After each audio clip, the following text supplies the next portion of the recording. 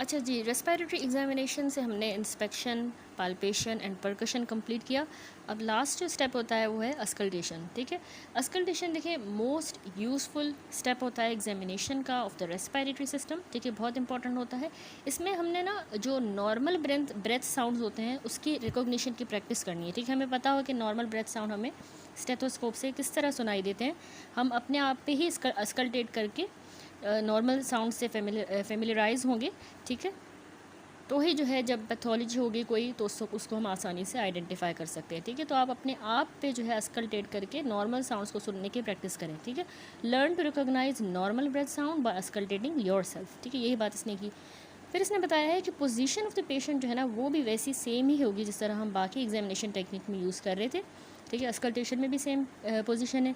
अगर पेशेंट जो है वो बहुत ज़्यादा बीमार है, वो बैठ नहीं सकता, तो आप जो है उसकी अस्कल्टेट करोगे उसकी बैक को by turning the patient first on one side and then on the other side. ठीक है, जिस तरह करवट जिस तरह पेशेंट ले इस तरह आपने उसको करवट करके वाली पोजीशन में बिठा के मतलब लेटा के, और फिर एक साइड आप पहले बैक की अस्कल्टेट करो, फिर उसकी दूसरी साइड। ठीक है, अगर वो बैठ नहीं सकता तो आपने इस तरह करना है। Auscultated corresponding sides on two sides and compare findings. अच्छा, ऐसा है कि आपने जो है ना बैक पे भी दोनों साइड्स को अस्कल्टेट, जिस तरह हम बाकी स्टेप्स में भी कंपेयर कर रहे थे ना दोनों साइड्स को, तो यहाँ पे अस्कल्टेशन में भी हमने दोनों साइड्स को कंपेयर करना होता है फाइंडिंग्स को। ठीक है, तो आगे इसने कहा है auscultate most of the chest anteriorly from the clavicle down to the sixth rib. ठीक है, आगे जो है मोस्ट ऑफ द चेस्ट को एंटीरियरली हमने अस्कल्टेट करना है। स्टार्ट हम करेंगे क्लेविकल से अस्कल्टेट करना, फिर नीचे सिक्स्थ रिब तक हमने अस्कल्टेट करना है। ठीक है, पिक्चर मैंने आपको समझाने के लिए दिखाई है कि आपने किस तरह से अस्कल्टेट करते जाना। आपने जो है ना मोस्ट ऑफ द चेस्ट को एंटीरियरली इस तरह करना है कि आपने क्लेविकल से स्टार्ट करना है। ठीक है, और फिर जो है आप नीचे जो है वो सिक्स्थ रिब तक जो है आपने अस्कल्टेट करना है। ठीक है, ये स्टेनोक्लेडोमास्टोइड जो है इसके साथ ही सेकंड रिब होती है, third, fourth, fifth and six, यहाँ तक आप एंटीरियरली अस्कल्टेट करते हो। ठीक है, लेटरली जो आपने करना है ना अस्कल्टेट, अब देखिए जो भी आप अस्कल्टेट करोगे तो इसको यहाँ अस्कल्टेट किया, फिर यहाँ यूँ आपने कंपेयर करते जाना दोनों साइड को एंटीरियरली। फिर जब लेटरली करना है अस्कल्टेट तो उसको भी लेटरली कंपेयर करते जाना है। ठीक है, तो लेटरली हम जो है एक्जिला से अस्कल्टेट करना शुरू करते हैं और नीचे जो है एट्थ रिब तक। ठीक है, ये second, third, fourth, fifth, six, seventh, eighth, तो यहाँ तक। ठीक है, एक्जिला से एट्थ रिब तक हम अस्कल्टेट करते हैं। पोस्टीरियरली जो है पीछे याद रखिएगा कि ट्रेपीजियस से लेके पीछे जो ट्रेपीजियस मसल है वहाँ से लेके हम 11th रिब तक जो है वो अस्कल्टेट करते हैं बैक साइड पे पेशेंट की। ठीक हो गया, तो इस तरह हमने पूरे जो है वाइड एरिया पे हम अस्कल्टेट कर रहे हैं, क्योंकि जो एबनॉर्मलिटी है ना वो वेरी स्मॉल एरिया तक कन्फाइंड भी हो सकती है। ठीक है, अब auscultate most of the chest anteriorly, laterally and posteriorly. ठीक हो गया, ये रूल है। Don't auscultate within an inch of midline as findings can be misleading. ठीक है, within an inch of midline आप auscultate नहीं कर रहे होते, क्योंकि उसमें फिर फाइंडिंग्स मिसलीडिंग होते हैं। आपने एंटीरियरली, लेटरली और पोस्टीरियरली अस्कल्टेट करना है। अब याद रखें कन्वेंशनली जो डायाफ्राम होता है ना स्टेथोस्कोप का, डायाफ्राम जो साइड होती है वो ज़्यादातर हम यूज़ कर रहे होते हैं, क्योंकि most of the respiratory sounds जो होती हैं वो हाई पिच्ड होती है। तो इसीलिए कुछ जो पतले इंडिविजुअल्स होते हैं उनमें ये पॉसिबल नहीं है कि हम डायाफ्राम और स्किन के दरमियान फुल कांटेक्ट अचीव करें। ठीक है, एक तो ये भी वजह होती है, दूसरी ना जिनमें इंटरकोस्टल रिट्रैक्शन हुई होती है ना, ये जो दो रिब्स हैं इनके दरमियान जो है ये अंदर अंदर की तरफ रिट्रैक्टेड होता है एरिया, तो उसमें भी हम अस्कल्टेट नहीं कर पा रहे होते, क्योंकि डायाफ्राम का कांटेक्ट स्किन के साथ नहीं हो रहा होता, स्किन अंदर चली गई है। उस केस में एक तो हमने बेल यूज़ करनी है, दूसरा बेल हम तब यूज़ करेंगे जब हेयर्स बहुत ज़्यादा अगर हैं, जिसकी वजह से जो है हेयर्स के दरमियान और डायाफ्राम के दरमियान रबिंग हो रही है और हमें सही से जो है ऐसी साउंड सुनाई दी नहीं है जो प्लूरल रब की तरह है, क्योंकि प्लूरल रब की साउंड्स भी ऐसी होती हैं बिल्कुल जिस तरह वेलक्रो हो या इस तरह हेयर्स रब हो। ठीक है, तो इसीलिए उस केस में भी और जहाँ पर इंटरकोस्टल रिट्रैक्शन हो, तो इन दो केसेस में हम डायाफ्राम को प्रेफर करते हैं। ठीक है, डायाफ्राम हमने रखना होता है, वरना जो है ज़्यादातर हम बेल से ही अस्कल्टेट करते हैं। ठीक है, अच्छा, अस्कल्टेशन में आपने ना 3 चीज़ें नोट करनी होती हैं। ब्रेथ साउंड्स, ठीक है, ब्रेथ साउंड्स की इंटेंसिटी कैसी है, उनका कैरेक्टर। दूसरा आपने एडिड साउंड देखने हैं, कोई इसमें एडिशनल एडिड साउंड वीज वगैरह तो नहीं है। तीसरा आप वोकल रेजोनेंस देख रहे होते हो अस्कल्टेशन में। ठीक है। ब्रेथ साउंड आप सुन रहे हो, एडिड साउंड्स और वोकल रेजोनेंस। तो सबसे पहले देखें ब्रेथ साउंड्स हैं क्या। आपने जो है सबसे पहले तो पेशेंट को कहना है अपना मुंह से जो है वो मुंह खोल के गहरे सांस ले, ठीक है, breathe in and out deeply, ठीक है। आपने इंटेंसिटी पे भी कंसंट्रेट करना है, ड्यूरेशन और character of both inspiration and expiration, ठीक है। याद रखें जो उसको हम कह रहे हैं गहरा सांस ले, इंस्पायर एंड एक्सपायरेशन, तो दोनों में इंस्पायरेशन एक्सपायरेशन में कितनी इंटेंसिटी है, कितनी ड्यूरेशन है और कैरेक्टर कैसा है, और उन दोनों के दरमियान का इंटरवल कितना है, ये चीज़ें आपने गौर से अस्कल्टेशन में नोट करनी होती है, ठीक है।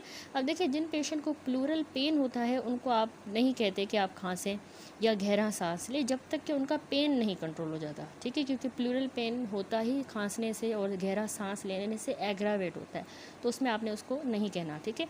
ऐसे पेशेंट्स में फिर आप वोकल रेजोनेंस पहले टेस्ट करते हो, और अगर आपको कोई एबनॉर्मलिटी का एरिया मिलता है तो आप कहते हो पेशेंट को कि 1 या 2 डीप ब्रेथ ले ताकि हम ब्रेथ साउंड को असेस करें, ठीक है। प्लूरल पेन वाले पेशेंट में आपने डायरेक्टली ब्रेथ साउंड्स का नहीं कहना, आप पहले वोकल रेजोनेंस चेक करोगे, ठीक है। और अगर आपको कोई एबनॉर्मलिटी का एरिया मिल गया जब, तो फिर आप सिर्फ उससे 1 या 2 डीप ब्रीथ जो है कहोगे कि आप 1 या 2 डीप ब्रीदिंग करें ताकि आप उसके ब्रेथ साउंड्स को असेस करें, ठीक है। जब एबनॉर्मल ब्रेथ साउंड्स आपको सुनाई देंगे तो आपने उस एरिया को मैप आउट करना है, ठीक है। जहाँ पे भी आपको एबनॉर्मल ब्रेथ साउंड सुनाई देता है आपने उस एरिया को मैप आउट करना है। कैसे? आप नॉर्मल से एबनॉर्मल की तरफ जाओगे, ठीक है, नॉर्मल से एबनॉर्मल की तरफ, ठीक हो गया। तो ब्रेथ साउंड्स में हमने इंटेंसिटी, ड्यूरेशन, कैरेक्टर और इंटरवल देखना है। तो सबसे पहले हम देखते हैं कि इंटेंसिटी क्या होती है ब्रेथ साउंड्स की। देखिए नॉर्मल इंटेंसिटी तो हमें एक्सपीरियंस के साथ ही समझ आएगी। अगर ब्रेथ साउंड्स की इंटेंसिटी डिमिनिश हो गई है तो हम अस्कल्टेशन को रिपीट करवाएंगे, ठीक है। अगर हमें इंटेंसिटी सही से नहीं मिल रही ब्रेथ साउंड्स की तो हम रिपीट करेंगे अस्कल्टेशन। हम पेशेंट को कैसे रिपीट करेंगे? हम कहेंगे अब आप फोर्सफुली खांसें, ठीक है, खांसेंगे, पेशेंट जो है खांसेगा और आपने फिर जो है अस्कल्टेट करना है। फोर्सफुल कफ का कहेंगे। इंटेंसिटी ऑफ साउंड्स जो होती है ना वो इंक्रीज़ होंगी, मतलब हमने उसको खांसने का कहा है ना, तो पहले हमें इंटेंसिटी ऑफ साउंड जो है डिमिनिश हो गई थी तो हमने कहा आप खांस के दिखाएं। अब जब खांसेगा तो जो भी ब्रोंकियल ऑब्स्ट्रक्शन हुई हुई थी सिक्रीशंस की वजह से, तो पेशेंट के खांसने की वजह से वो सिक्रीशंस बाहर आ गई हैं, डिसलॉज हो गई हैं, तो अब जो है आपको साउंड ज़्यादा मिलेंगी, उसकी इंटेंसिटी साउंड की इंक्रीज़ हो जाएगी जो पहले डिमिनिश हुई हुई थी, ठीक हो गया। तो इस तरह हम करते हैं, उसको खांसने का कहते हैं। अब देखिए डिमिनिश्ड ब्रेथ साउंड्स की वजूहत क्या हो सकती हैं, क्यों डिमिनिश होती है ब्रेथ साउंड? या तो प्लूरल इफ्यूजन है, फ्लूइड है, ठीक है, या फिर न्यूमोथोरेक्स हुआ है, या तो ऑब्स्ट्रक्टेड ब्रोंकस था उसका कोलैप्स हो गया जिसकी वजह से डिमिनिश्ड ब्रेथ साउंड है, ब्रेथ साउंड हमें मिल ही नहीं रही, ठीक है। प्लूरल इफ्यूजन, न्यूमोथोरेक्स, कोलैप्स हुआ है विथ ऑब्स्ट्रक्टेड ब्रोंकस। थिकन्ड प्लूरा बहुत ज़्यादा थिक है जिसकी वजह से साउंड नहीं मिल रही, या एम्फाइसीमा है यानी ब्रेथ साउंड की जनरलाइज्ड उसकी इंटेंसिटी रिड्यूस हो गई है, ओवरऑल एम्फाइसीमा है, ठीक है। ये 5 वजूहत है डिमिनिश्ड ब्रेथ साउंड्स की। हम अस्कल्टेशन में जो है नॉर्मल ब्रेथ साउंड्स में उसकी इंटेंसिटी देखते हैं, ठीक है। इंटेंसिटी मैंने आपको पूरी समझाई कि आपको अगर डिमिनिश्ड मिल रही है तो आपने इसको खांसने का कहना है और आपको वजूहत पता हो कि क्यों इंटेंसिटी डिमिनिश होती है, ठीक है, कॉजेज़ क्या है डिमिनिश्ड ब्रेथ साउंड के। दूसरा हम देख रहे होते हैं कैरेक्टर। अब आ जाए कैरेक्टर ऑफ ब्रेथ साउंड पे। देखिए कैरेक्टर में 2 चीज़ें याद रखें, एक होता है वेजिकुलर ब्रीदिंग, दूसरा है ब्रोंकियल ब्रीदिंग, ठीक है।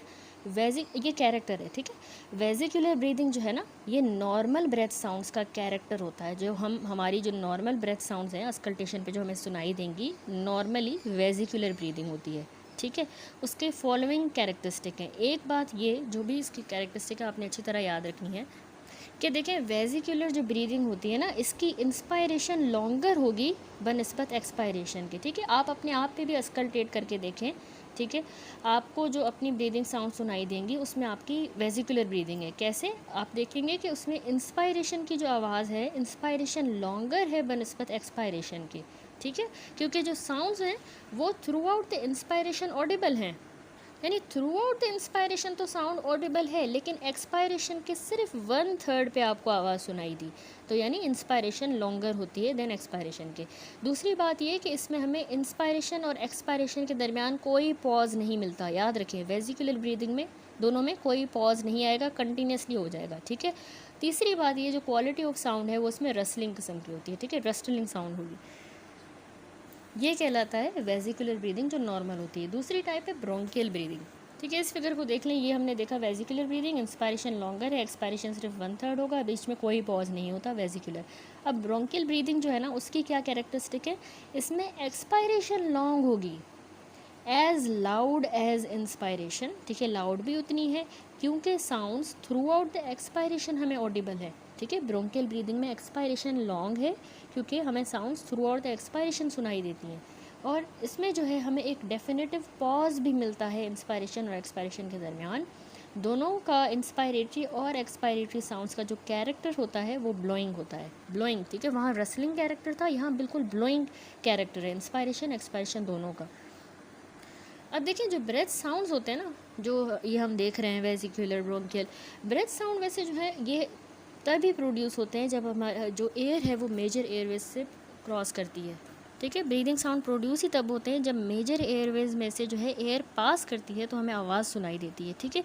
और ओरिजिनली उनका ब्रोंकियल कैरेक्टर होता है, ठीक है, होती वो ओरिजिनली ब्रोंकियल कैरेक्टर की है, ठीक है। अब इनका ये जो कैरेक्टर है ना, ये मॉडिफाई हो जाता है जब ये लंग टिश्यू से कंडक्ट हो रही होती हैं, ठीक है। इनकी जो साउंड का कैरेक्टर है, जब वो लंग टिश्यू से पास करेगा तो उनका कैरेक्टर चेंज हो जाएगा।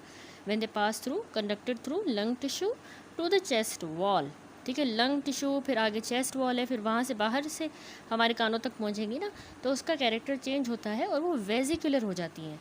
याद रखिए ब्रेथ साउंड्स का नॉर्मली जो है वो ब्रोंकियल कैरेक्टर होता है, लेकिन जब वो लंग टिश्यू चेस्ट वॉल इनसे पास करती हैं तो वो वेजिकुलर हो जाता है, ठीक है।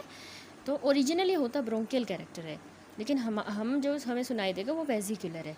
अगर इंटरवीनिंग लंग टिश्यू को कट ऑफ कर दिया जाए और जो साउंड्स मेजर एयरवे पे प्रोड्यूस हो रही हैं वो डायरेक्टली अगर चेस्ट वॉल पे कन्वे होती हैं तो उनका कैरेक्टर ब्रोंकियल ही रहेगा, ठीक है। इसका मतलब है जो लंग टिश्यू है जब उससे पास करती हैं ये ब्रोंकियल कैरेक्टर वाली साउंड तो वो चेंज होती है वेजिकुलर में। अगर लंग हटा दिया जाए, डायरेक्टली चेस्ट वॉल से अगर आवाज़ आए, साउंड्स आए, तो वो ब्रोंकियल रहेंगी, ठीक है।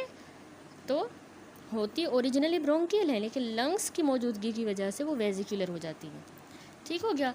तो अब वो कौन सी जगहें हैं जहाँ पर हमें ब्रोंकियल ब्रीदिंग नॉर्मली सुनाई देगी, यानी लंग्स वाला एरिया है, लंग्स हैं, तो वहाँ पर तो ब्रोंकियल नहीं सुनाई दे रहा, वहाँ पे वेजिकुलर होके हमें नॉर्मल लोगों में हमें वेजिकुलर सुनाई देता है क्योंकि लंग्स की मौजूदगी है। लेकिन अब जहाँ लंग्स नहीं होंगे तो वो कौन सी जगह है जहाँ पर हमें ब्रोंकियल सुनाई देगी ब्रीदिंग, तो bronchial breathing is normally heard over the trachea and upper part of the mid line, ठीक है। यहाँ पर फिगर भी देखिए, इसमें भी अच्छा सा दिखाया गया है कि ट्रैकिया और जो अपर पार्ट है मिड लाइन का, वहाँ पर हमें देखिए ब्रोंकियल ब्रीदिंग साउंड सुनाई देती है। ब्रोंकियल क्या थी, जिसमें एक्सपायरेशन लॉन्ग होती है और बीच में प्रोमिनेंट गैप मिलेगा हमें उस आवाज़ में, ठीक है। और एक्सपायरेटरी इंस्पायरेशन दोनों की साउंड्स ब्लोइंग किस्म की होगी, ठीक है। तो ब्रोंकियल ब्रीथ साउंड हमें trachea and upper part of the mid line पर सुनाई देगा, ठीक है। अब यहाँ पर देखें, अब जो टर्मिनल एयरवेज हैं वहाँ पर हमें ब्रोंको वेजिकुलर साउंड सुनाई देती हैं, ठीक है, मिक्सचर दोनों का। और जो लंग टिश्यू है, लंग्स की मौजूदगी की वजह से वो कन्वर्ट हो जाती है वेजिकुलर ब्रेथ साउंड में, ठीक है। तो अब ब्रोंकियल ब्रीदिंग के कॉजेज़ क्या हो सकते हैं, ठीक है। हमें यानी जाहिर सी बात है यहाँ लंग वाले एरिया पे हमें वेजिकुलर सुनाई देना चाहिए नॉर्मल लोगों में, लेकिन कोई ऐसी पैथोलॉजी तो है जिसकी वजह से यहाँ हमें ब्रोंकियल सुनाई दे रहा है स्कल्टेट करने पर। तो वो क्या कॉजेज़ हैं जो वेजिकुलर को ब्रोंकियल में कन्वर्ट कर देते हैं, उसमें एक याद रखें कंसोलिडेशन अगर हो जाती है, ठीक है। दूसरा कैविटेशन, अब कैविटेशन एमॉर्फिक हो सकती है जो कि रिजेंबल करेगी sound produced by blowing across the top of a bottle, बिल्कुल जिस तरह टॉप ऑफ अ बॉटल पे अगर कोई ब्लो करे और उसमें से जो आवाज़ निकलेगी तो वैसी ही आवाज़ कैविटेशन में हमें सुनाई देगी, ठीक है, एमॉर्फिक किस्म की साउंड। तीसरा collapse with the patent main bronchus, ठीक है। अगर लंग का कोलैप्स हो जाता है लेकिन मेन ब्रोंकस जो है वो अगर पेटेंट है तो उसमें भी हमें ब्रोंकियल ब्रेथ साउंड सुनाई देगी, ठीक है। कंसोलिडेशन, कैविटेशन एंड कोलैप्स, ठीक हो गया। अब उसमें भी एक फ़र्क आ जाता है, यहाँ पर ये जो तीनों मैंने कंडीशंस आपको बताई ना, कंसोलिडेशन, कैविटेशन, कोलैप्स, फिर कैविटेशन में भी एमॉर्फिक साउंड है, बिल्कुल बॉटल में जिस तरह ब्लो करें, तो ये तीनों कंडीशन कंसोलिडेशन, कैविटेशन, कोलैप्स, इनमें जो ब्रोंकियल ब्रेथ साउंड प्रोड्यूस हो रही है याद रखिए हाई पिच की होगी, हाई पिच्ड ब्रोंकियल ब्रीदिंग होगी। कभी कभार हमें जो है ना लो पिच ब्रोंकियल ब्रीदिंग भी सुनाई देती है। अब वो कब सुनाई देगी? जब लंग की फाइब्रोसिस हो जाएगी और या फिर अगर ब्रोंकिएक्टेसिस है तो उसमें हमें लो पिच्ड जो है ब्रोंकियल साउंड सुनाई देंगी। होगी ब्रोंकियल ब्रीदिंग लेकिन पिच लो होगी। ठीक है, ये पैथोलॉजीज़ आपने अच्छी तरह से जहन में रखनी है कि कौन सी पैथोलॉजी में हमें कौन सी साउंड मिलेगी। ठीक है, कंसोलिडेशन, कोलैप्स, कैविटेशन में ब्रोंकियल साउंड सुनाई देंगी। ब्रोंकिएक्टेसिस लेकिन वो हाई पिच्ड होंगी। ब्रोंकिएक्टेसिस और फाइब्रोसिस में हमें लो पिच्ड ब्रोंकियल साउंड सुनाई देंगी। ठीक है, कुछ केसेस में ना प्लूरल इफ्यूजन और टेंशन न्यूमोथोरैक्स में फेंट किस्म की ब्रोंकियल ब्रीदिंग सुनाई देगी due to the underlying compression of the collapse. देखिए ना, अब लंग में फ्लूइड आ गया है, प्लूरल इफ्यूजन हुई है। ठीक है, या फिर अगर टेंशन न्यूमोथोरैक्स हुआ है, एयर आ गई है, तो उसमें होगी ब्रोंकियल ब्रीदिंग लेकिन वो फेंट होगी, बिल्कुल हल्की सी ब्रोंकियल ब्रीदिंग सुनाई देगी इस पैटर्न की। लेकिन वो ऐसा क्यों? क्योंकि फ्लूइड है ना, प्लूरल इफ्यूजन है या न्यूमोथोरैक्स है, तो उसकी वजह से कोलैप्स हुआ है। तो कंप्रेशन कोलैप्स की वजह से जो है हमें फेंट किस्म की ब्रोंकियल ब्रीदिंग साउंड सुनाई देगी। ठीक है, लंग टिश्यू कंप्रेस हो गया है। अब देखिए, अगर किसी को वैसे अगर कंसोलिडेशन देखें, कंसोलिडेशन में मैंने आपको बताया कि ब्रोंकियल ब्रेथ साउंड होती है, तो कंसोलिडेशन और अगर प्लूरल इफ्यूजन हो जाती है, दोनों में ब्रोंकियल ब्रेथ साउंड है, लेकिन इनको क्लिनिकली डायग्नोस करना मुश्किल होता है, combination of consolidation and pleural effusion को। तो ऐसे केस में हम परकशन नोट करके देखेंगे। आपने उस पर परकस करना है लंग पे। ठीक है, परकशन जो है ना वो स्टोनी डल होगी, बिल्कुल स्टोनी डल होगी। ठीक है, हमने पढ़ा था ना कि प्लूरल इफ्यूजन में किस तरह का साउंड होता है, रेजोनेंस डिक्रीज होती है ना, तो उसमें भी स्टोनी डल साउंड होती है प्लूरल इफ्यूजन में। तो परकशन नोट हमें स्टोनी डल किस्म का मिलेगा अगर वो प्लूरल इफ्यूजन होगी, और ब्रेथ साउंड होंगी ब्रोंकियल लेकिन उनकी इंटेंसिटी डिमिनिश्ड होगी। हमने कहा ना यहाँ पे प्लूरल इफ्यूजन और टेंशन न्यूमोथोरैक्स में होगी ब्रोंकियल लेकिन इंटेंसिटी डिमिनिश्ड है।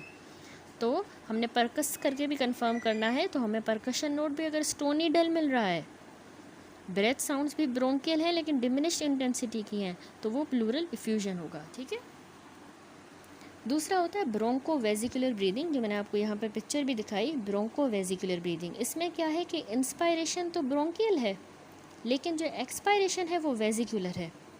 ठीक है, देखिए मैंने कहा इंस्पायरेशन ब्रोंकियल है। ब्रोंकियल की इंस्पायरेशन कैसी थी? ब्रोंकियल में ये देखिए, ब्रोंकियल ब्रीदिंग में हमने क्या कहा था, ब्रोंकियल ब्रीदिंग में एक्सपायरेशन जो है ना वो एज लॉन्ग और एज लाउड होती है जिस तरह इंस्पायरेशन है। तो इसकी देखिए इंस्पायरेशन ऐसी थी ना, लॉन्गर और लाउडर थी। तो यहाँ ब्रोंको वेजिकुलर ब्रीदिंग की इंस्पायरेशन ब्रोंकियल की तरह होगी लेकिन इसकी एक्सपायरेशन इस वेजिकुलर की तरह होगी। वेजिकुलर की एक्सपायरेशन 1/3 होता था सिर्फ। ठीक है, शॉर्ट और 1/3। तो इसीलिए ब्रोंको वेजिकुलर ब्रीदिंग की इंस्पायरेशन ब्रोंकियल है लेकिन उसकी एक्सपायरेशन वेजिकुलर है। ठीक है, यानी मिक्सचर होता है ब्रोंकियल और वेजिकुलर का, यानी लाउड और हाई पिच भी होगी, सॉफ्ट और लो पिच भी होगी। ठीक है, तो वैसे इसकी कोई भी इतनी सिग्निफिकेंस नहीं है।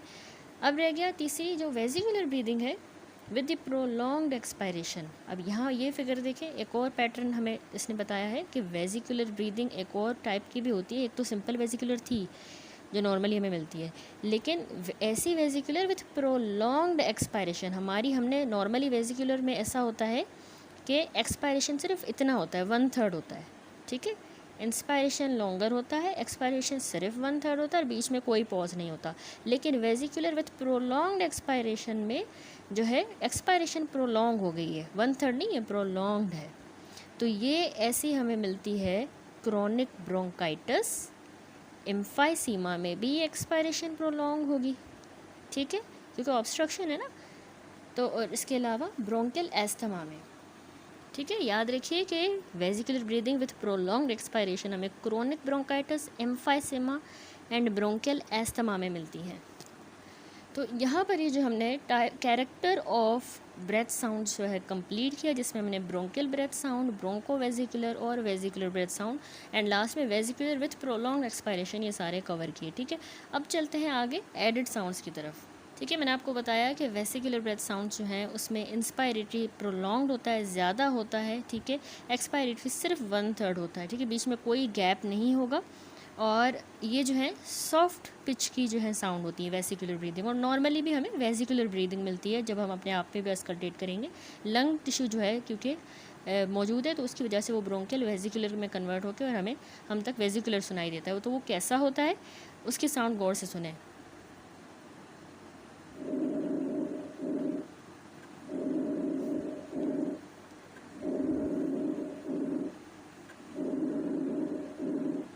यहाँ पर भी वीडियो में देखें तो सबसे पहले वेसिकुलर ब्रेथ साउंड्स आप सुनेगा और उसके बाद जो है आपने ब्रोंकियल ब्रेथ साउंड्स पे फोकस करना है, ठीक है। वेसिकुलर देखें वो उसमें जो है इंस्पायरेशन तो लॉन्ग होगा, फिर जो है एक्सपायरेशन शॉर्ट है और बीच में कोई पॉज नहीं है। लेकिन ब्रोंकियल में देखिएगा कि थोड़ा सा पॉज आता है लेकिन दोनों जो है प्रोलॉन्ग्ड है। अब देखें ये वेसिकुलर,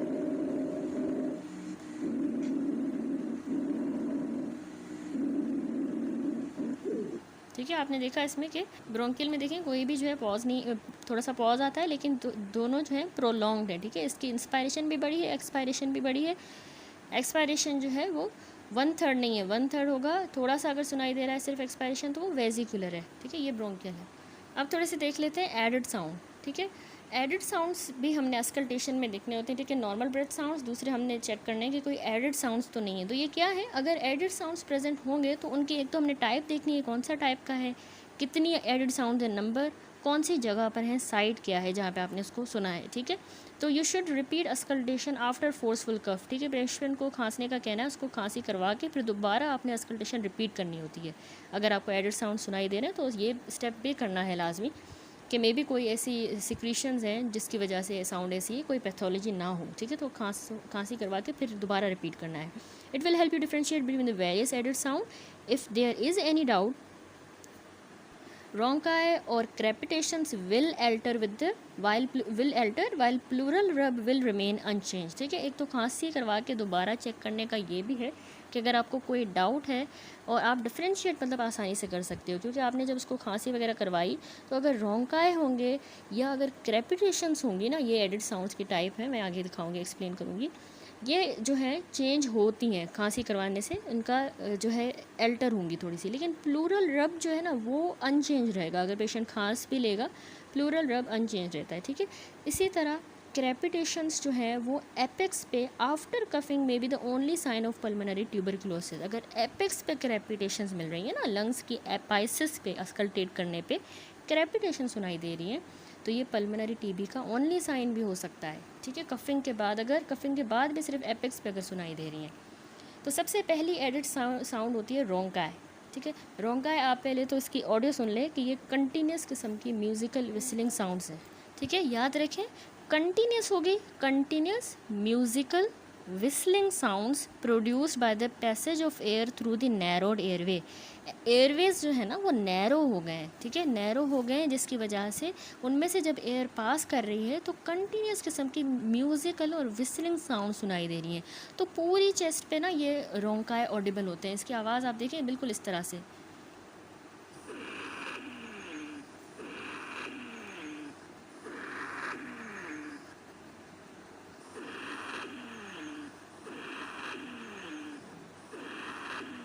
ठीक है। आपने देखा बिल्कुल कंटिन्यूस म्यूज़िकल विस्लिंग साउंड्स हैं जो नैरोड एयरवेज से प्रोड्यूस हो रही हैं। क्या वजूहत हैं क्यों, तो नैरोड एयरवेज हैं, एक तो ब्रोंकियल एस्थमा में ये rhonchi मिलेंगे, ठीक है। दूसरा क्रोनिक ब्रोंकाइटिस में भी और COPD में भी मिल सकते हैं या फिर, ठीक है। तो क्योंकि उनमें एयरवे नैरो हो गया है तो ये म्यूज़िकल किस्म की कंटिन्यूस साउंड हमें सुनाई दे रही है, इसको हम कह रहे हैं rhonchi, ब्रोंकियल एस्थमा में और क्रोनिक ब्रोंकाइटिस COPD में।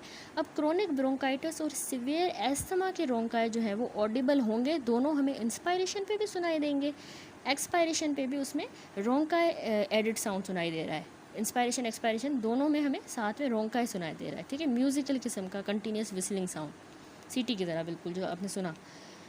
माइल्ड एस्थमा है ना, अगर सिवियर में मैंने आपको बताया, सिवियर एस्थमा में और क्रोनिक ब्रोंकाइटिस में हमें दोनों फेजेस में मिलेगा, इंस्पायरेशन एक्सपायरेशन में rhonchi होगा। लेकिन अगर माइल्ड एस्थमा है तो ये एंड ऑफ एक्सपायरेशन पे सिर्फ सुनाई देंगे। This is the important point कि माइल्ड में हमें सिर्फ एक्सपायरेशन जब ख़त्म होगा, इंस्पायर करके जब एक्सपायर कर लिया तो एक्सपायरेशन के एंड पे सिर्फ रोंकाई सुनाई देंगे, only when the patient is asked to open the mouth, take a deep breath in and then expire fully as much as he can. ठीक है, उसको कहना है गहरा सांस ले, जब वो लेके और जब छोड़ेगा सांस, तो गहरा सांस जब छोड़ेगा एक्सपायर करेगा fully as much as he can, तो उसके एंड पे आपको सिर्फ जो है ना ये रोंकाई सुनाई देंगे अगर माइल्ड एस्थमा है। सिवियर एस्थमा में हमें चेस्ट साइलेंट भी मिल सकती है अगर एयर की एंट्री बहुत ज़्यादा रिड्यूस हो गई है, इतने नैरोइंग हो गई है, सिवियर एस्थमा है, तो हमें साइलेंट चेस्ट भी मिल सकती है, एयर अंदर जा ही नहीं रही। ठीक है, इसके अलावा कांस्टेंट लो पिच्ड रोंकस यानी फिक्स्ड किस्म का रोंकस भी एक साउंड है। कॉन्स्टेंटली लो पिच का रोंकस हो वो हमें पार्शियल ऑब्स्ट्रक्शन में मिलता है। जब मेजर ब्रोंकस की पार्शियल ऑब्स्ट्रक्शन हुई है तो वहाँ से हमें एक कांस्टेंट किस्म की लो पिच रोंकस सुनाई देगी। जैसे अगर ट्यूमर आके यूँ एयरवे में फंस गया है या कोई फॉरेन बॉडी है तो पार्शियल ऑब्स्ट्रक्शन हुई तो उसमें कांस्टेंट लो पिच रोंकस होगा। ठीक है, ये हो गया रोंकस। अगला एडिड साउंड होता है स्ट्राइडर। अब स्ट्राइडर का जो साउंड है ना ये बिल्कुल रोंकस को ही रिजेंबल करता है, मतलब उसी की तरह लग रहा होता है। और स्ट्राइडर याद रखें, स्ट्राइडर के लिए एक बात तो कभी भी नहीं भूलनी कि partial obstruction of larynx and trachea की वजह से प्रोड्यूस होता है। लैरिंक्स या ट्रैकिया में अगर पार्शियल ऑब्स्ट्रक्शन हो ना, जैसे जो कोई भी वजह हो सकती है, लैरिंक्स या ट्रैकिया की पार्शियल ऑब्स्ट्रक्शन है, एडीमा है या ऑब्स्ट्रक्शन है, फॉरेन बॉडी है, ट्यूमर है, तो उसमें जो साउंड प्रोड्यूस होगी रिजेंबल बिल्कुल रोंकस को ही करेगी। ठीक है, लेकिन ये ट्रैकिया और लैरिंग्स की पार्शियल ऑब्स्ट्रक्शन से हुई है। लेकिन इसकी जो इंटेंसिटी होगी ना स्ट्राइडर की, ये इंस्पायरेशन में थोड़ा सा लाउड है।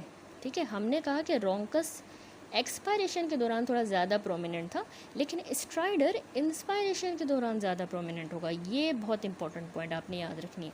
स्ट्राइडर इंस्पायरेशन में लाउडर, रोंकस एक्सपायरेशन में प्रोमिनेंट। ठीक है, तो ये इंस्पायरेशन में लाउड होगा और ये डिक्रीज़ हो जाएगा जैसे ही हम सेंटर से दूर अस्कल्टेट करेंगे। ठीक है, क्योंकि सेंटर में लैरिंग्स ट्रैकिया यहाँ से आ रही है आवाज़, तो सेंटर से हम दूर जाएंगे तो हमें स्ट्राइडर की इंटेंसिटी थोड़ी रिड्यूस मिलेगी। अच्छा, यहाँ पे मैं आपको थोड़ी सी साउंड सुनाती हूँ स्ट्राइडर की। ठीक है, बिल्कुल ऐसे आवाज़ है जैसे कि लैरिंग्स या ट्रैकिया में पार्शियल ऑब्स्ट्रक्शन है और फिर आवाज़ कैसे निकलेगी वो मैं आपको सुना। तो ये वॉइस सुने, स्ट्राइडर की है, जो कि इंस्पायरेशन में याद रखिए उसकी इंटेंसिटी ज़्यादा होगी और जैसे ही हम दूर अस्कल्टेट करेंगे तो इसकी इंटेंसिटी कम होगी, लेकिन ये सुनने में कैसी है वो भी आप देखें। ठीक है, पार्शियल ऑब्स्ट्रक्शन में हमें स्ट्राइडर मिलता है।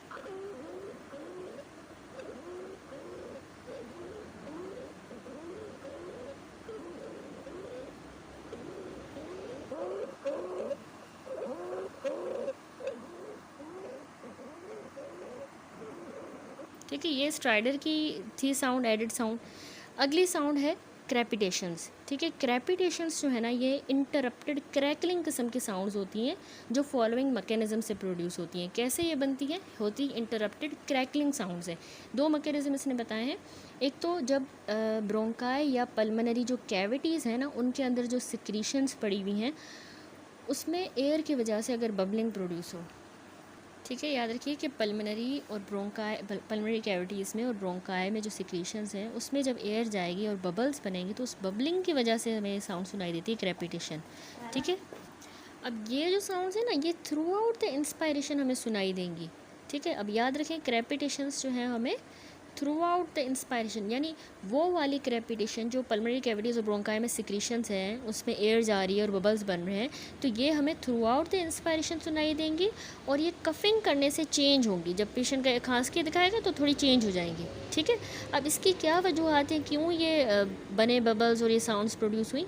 ब्रोंकाइटिस में, ब्रोंकिएक्टेसिस में, ठीक है, रिजॉल्विंग नमूनिया और ट्यूबरस कैविटी और इसके अलावा लंग एब्सेस। ठीक है, सारों में देखिए कोई ना कोई फ्लूइड है, लिक्विड है जिसकी वजह से ब्रोंकाइटिस, ब्रोंकिएक्टेसिस में पस है, resolving नमूनिया, tuberous cavity, lung abscess, तो इस वजह से वहाँ सिक्रीशंस हैं, उसमें एयर जाती है जब तो बबल्स बनते हैं और ये क्रैपिटेशन हमें इंस्पायरेशन के थ्रू आउट सुनाई देगी और कफिंग से चेंज होगी। ठीक है, अब ये affected part of the lung पे हमें सुनाई देगी, जहाँ पर ये मसला होगा वहाँ पे ये क्रैपिटेशन सुनाई देंगी। दूसरा मैकेनिज्म है explosive reopening of the thickened alveoli, यानी एल्विला बहुत ज़्यादा थिकेंड हो गए हैं थिकनेड एल्वेलाई में जब एयर जाती है तो उनकी एक्सप्लोजिव किस्म की रीओपनिंग होती है, तो हमें बबलिंग साउंड यानी क्रेपिटेशन सुनाई देती है, क्रैकलिंग साउंड सुनाई देती है। एक ये मैकेनिज्म हो गया, ठीक है, explosive reopening of the thickened alveoli.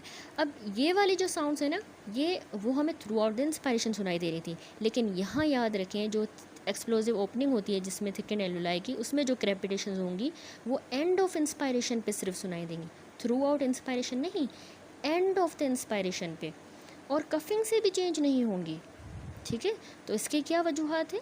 ये पल्मोनरी इडीमा और फाइब्रोजिंग एल्वेओलाइटस, क्योंकि इसमें एल्वेलाई थिक हो गए हैं पल्मोनरी इडीमा में, फाइब्रोजिंग एल्वेओलाइटस में, तो उनकी एक्सप्लोजिव रीओपनिंग होती है और हमें ये क्रेपिटेशन जैसी आवाज़ सुनाई देती है, और ये एंड ऑफ इंस्पायरेशन पे सुनाई देती है, कफिंग से भी चेंज नहीं होती, ठीक है। जैसे ही एल्वेलाई का क्लोजर जो है हमें पता है कि वो ज़्यादा लाइकली है to occur at the basis, यानी लंग की जो बेस है वहाँ पे एल्वेलाई ज़्यादा लाइकली होते हैं कि वो क्लोज हो जाएं, तो इसी वजह से ये वाली जो क्रेपिटेशंस हैं हमें बेस ऑफ द लंग पे ज़्यादा कॉमनली मिलती हैं, ठीक है, पल्मोनरी एडिमा और फाइब्रोजिंग एल्वेओलाइटिस। अब ये टेबल है, इसमें कॉजेज़ हैं क्रेपिटेशन के। क्रेपिटेशंस हमेशा इसकी जो टाइप्स हैं उसमें दो मेन टाइप्स आ जाती हैं, पैन इंस्पायरेटरी क्रेपिटेशंस हैं, एंड इंस्पायरेटरी। पैन इंस्पायरेटरी यानी मैंने आपको बताया ना, थ्रू आउट द इंस्पायरेशन होंगी, कफिंग से चेंज हो जाएगी। एंड इंस्पायरेटरी सिर्फ इंस्पायरेशन के एंड पे क्रेपिटेशन सुनाई देगी, क्रैकलिंग साउंड सुनाई देगी, और कफिंग से चेंज नहीं होगी। तो pan inspiratory throughout the inspiration bronchitis, bronchitis, resolving pneumonia, tuberous cavity, lung abscess में होगा। एंड इंस्पायरेटरी क्रैकल्स जो है वो pulmonary oedema and fibrosing alveolitis में, ठीक है। मैंने आपको बताया कि जो क्रेपिटेशंस हैं उसमें हमें इंस्पायरेशन पे जो है हमें क्रेपिटेशन सुनाई देंगी थ्रू आउट द इंस्पायरेशन, ठीक है। अब आप इनकी जो है इनका साउंड सुने किस तरह होती हैं ये फाइन क्रेपिटेशंस।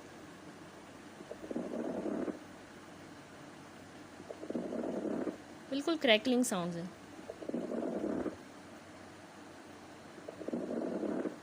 अच्छा, ये जो है ना फाइन क्रेपिटेशन और कोर्स क्रेपिटेशन भी इनको क्लासिफाई किया जाता है कि जो फाइन क्रेपिटेशंस हैं वो हाई पिच की होती हैं, शॉर्ट ड्यूरेशन की होती हैं, ठीक है, तो थ्रू आउट द इंस्पायरेशन होंगी। लेकिन जो कोर्स क्रेपिटेशन है ये लो पिच की होंगी, ठीक है, और ये हमें इंस्पायरेशन एक्सपायरेशन दोनों पे सुनाई देती हैं, ठीक है। अब इसका कोर्स है कैरेक्टर, लो पिच की है, तो इसका आप साउंड देखें, दोनों में इंस्पायर एक्सपायर, ठीक है, क्रैकलिंग साउंड्स हैं।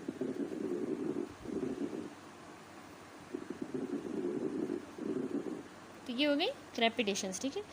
अब आते हैं आगे, अगली जो एडेड साउंड है वो है प्लूरल रब। प्लूरल रब याद रखें, सुपरफिशियल किस्म की स्क्रैची रफ साउंड होती है, बिल्कुल इस तरह जिस तरह हम सैंड पेपर लें, सैंड पेपर को आपस में यूँ रब करवाएं तो उसमें जो साउंड प्रोड्यूस होती है ना, बिल्कुल वैसी साउंड हमें अस्कल्टेशन पे आती है अगर, तो हम उसको कहते हैं ये प्लूरल रब है, ठीक है। सैंड पेपर की रबिंग की जैसी सुपरफिशियल स्क्रैची किस्म की रफ साउंड होगी। और क्यों हुई है? क्योंकि जो इन्फ्लेम्ड प्लूरा है ना, उनके सर्फेसेस आपस में यूं ही रगड़ रहे हैं, बिल्कुल जिस तरह सैंड पेपर को रगड़ने से आवाज़ आ रही है, इसी तरह वो प्लूरा के इन्फ्लेम्ड सर्फेस आपस में रगड़ रहे हैं, तो प्लूरल रब प्रोड्यूस होता है। प्लूरल रब मैंने आपको पहले भी बताया खांसने से चेंज नहीं होता, और इसमें पेन हो सकता है, तो इसमें हमने पेशेंट को खांसने का भी नहीं कहना होता, ठीक है। तो ये खांसने से चेंज नहीं होता, ये हमें एंड ऑफ द इंस्पायरेशन पे ऑडिबल होगा, जब सांस इंस्पायर गहरा लिया इंस्पायरेशन की, उसके एंड पे हमें ये सुनाई देगा, और at the just after the beginning of expiration, expiration के शुरू होने से बिल्कुल पहले, इंस्पायर ख़त्म हुआ है वहाँ पर, एक्सपायरेशन शुरू होने से बिल्कुल पहले इनके बीच में हमें प्लूरल रब सुनाई देगा, ठीक है। सिर्फ डीप ब्रीदिंग पे ही ऑडिबल हो सकता है ये। जब इफ्यूजन डेवलप होगी ना, जब जाहिर सी बात है प्लूरल रब हुआ ही इन्फ्लामेशन की वजह से, इन्फ्लामेशन हुई आगे जाके इफ्यूजन ने बनना है, फ्लूइड एक्यूमुलेट होगा प्लूरल स्पेस में, तो इफ्यूजन होने से पहले ही होगा ये साउंड। जब इफ्यूजन डेवलप हो जाती है ना, फ्लूइड आ जाता है, तब ये प्लूरल रब ख़त्म हो जाएगा, ठीक है। या फिर ये परसिस्ट कर भी सकता है, अगर इफ्यूजन हो गई उसके बावजूद परसिस्ट भी कर सकता है, ठीक है। अब यहाँ पर ये टेबल है डिफरेंशियल डायग्नोसिस का ऑफ प्लूरल रब एंड क्रेपिटेशंस। प्लूरल रब मैंने आपको बताया, जब इंस्पायरेशन ख़त्म हो रही होगी, एक्सपायरेशन बिल्कुल शुरू होने वाली है, उनके बीच में प्लूरल रब सुनाई देगा, end of inspiration and just after the beginning of expiration, ठीक है। जबकि क्रेपिटेशन हमें ओनली इंस्पायरेशन पे सुनाई देंगे, ठीक है। लेकिन उसमें भी हमने जो है देखा था फाइन एंड कोर्स क्रेपिटेशन का। फाइन जो होती है ना क्रेपिटेशन, वो सिर्फ थ्रू आउट द इंस्पायरेशन होगी। कोर्स क्रेपिटेशन इंस्पायरेशन एक्सपायरेशन दोनों में होगी।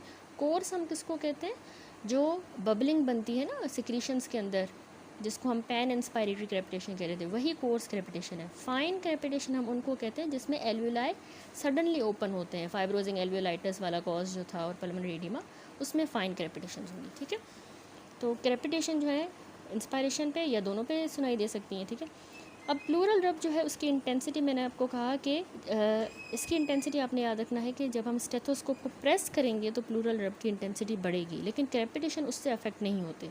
ठीक है, क्योंकि ये सुपरफिशियल है ना, तो इसलिए इंटेंसिटी बढ़ेगी। प्लूरल रब कफिंग से अनचेंज्ड होता है, लेकिन क्रेपिटेशंस का कैरेक्टर जैसा हमने देखा था, पैन इंस्पायरेटरी क्रेपिटेशन कफिंग से चेंज होती है, एंड इंस्पायरेटरी वाली नहीं होती। ठीक है, यानी फाइन क्रेपिटेशन चेंज नहीं होती, वो वाली हो जाती है। ठीक हो गया, दैट्स इट। अब जो है थोड़ा सा प्लूरल रब का भी साउंड देख लें, बाकी सारे साउंड्स देखें, ये भी सुन लें।